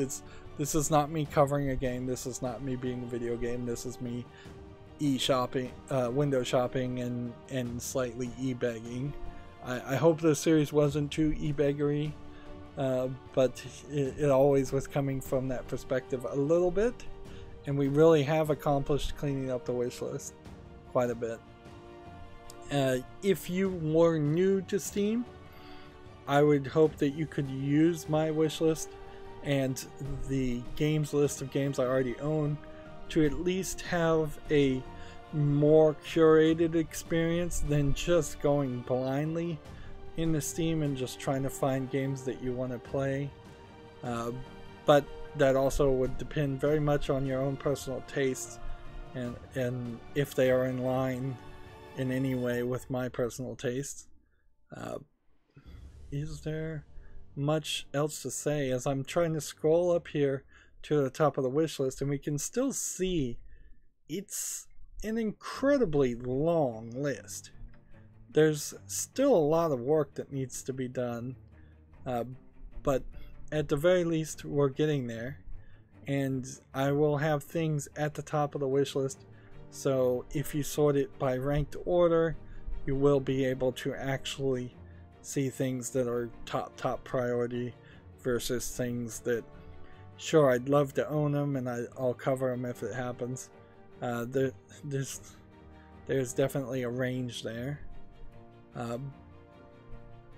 We're still on F's.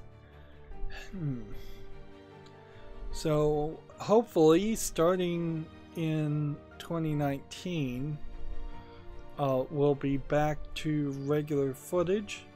I'm gonna be honest though, 2019 may have a little less footage, so there may not be anything in this time slot. The other thing I've come to realize after 4 years of doing this is that I've always overcommitted a little bit and tried to have 3 or 4, if not sometimes 5 or 6 different games airing every day or every weekday, and it always seemed to end up with me having less and less time and not getting to my goal, which was to have a lot of content pre-recorded and pre-scheduled, particularly for these old games. All of the games on this wish list are old games for the most part. Anything new would be on the follow list now. So ideally, if I had pre-recorded a lot of content and then I bought a new game, I could add that very quickly and easily, and it would feel like something extra instead of something being replaced.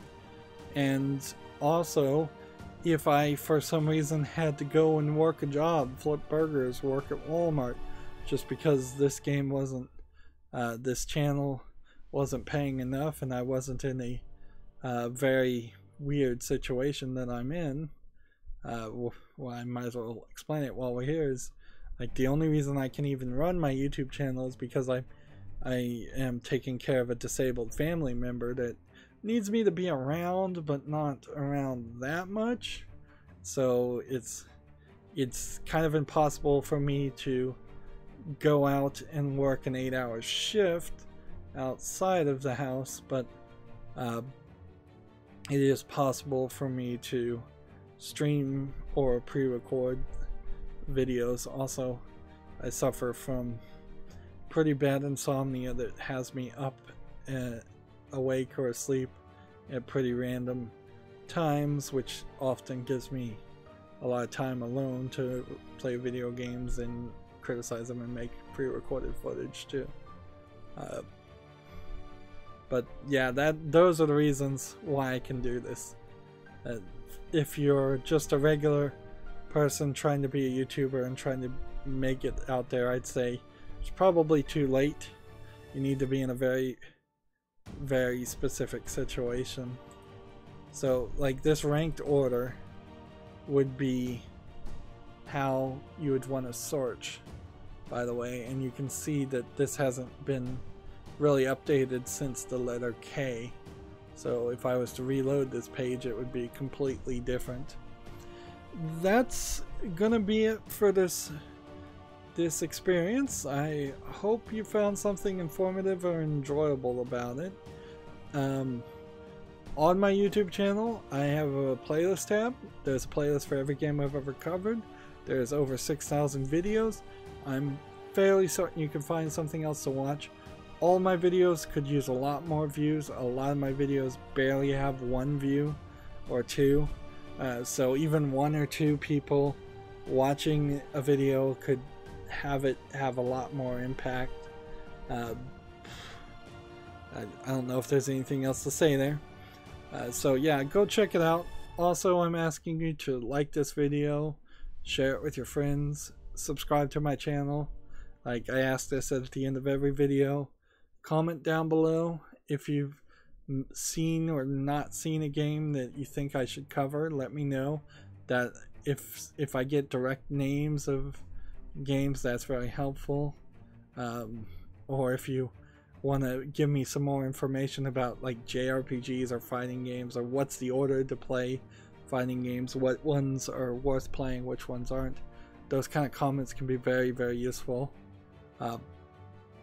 And then also I ask you when you're watching my videos to watch every second of my videos, because the longer you watch a video, the better it tells YouTube that my videos are worth watching. Down below in the description box I have social media links to things like Facebook, Twitter, Tumblr, Google+, Steam, and Battle.net. Google Plus is shutting down, but heck, the link is still there for now, so I'm gonna just wait until and see what happens on that one. Generally speaking, I would say wherever you are, follow me on that, but I'm mostly on Twitter, so if you're gonna direct message me anything, Twitter would be the place where I'd see it, not Facebook or Tumblr or anything. Also, there are links down below to the Patreon. I would love for people to support me through Patreon. Even $1 a month from a significant amount of people could make a significant amount of difference to me. You would be very, very surprised how helpful it could be. And also there's a link to the Steam wishlist if you want to see it yourself. And I am, of course, asking people to friend me and gift me games off the wishlist. That is it. So, with a heartfelt honesty, I want to say, as I'm wrapping up here, thank you for watching and have a good evening. Also, comment down below if you hated this music that's been playing over and over again in a loop for this entire series, because that's a new thing too that I'm not sure if people noticed or cared. I think it was the right move instead of being silent for episodes that would have gone 5 hours long. But yeah, again, thank you for watching. Have a good evening.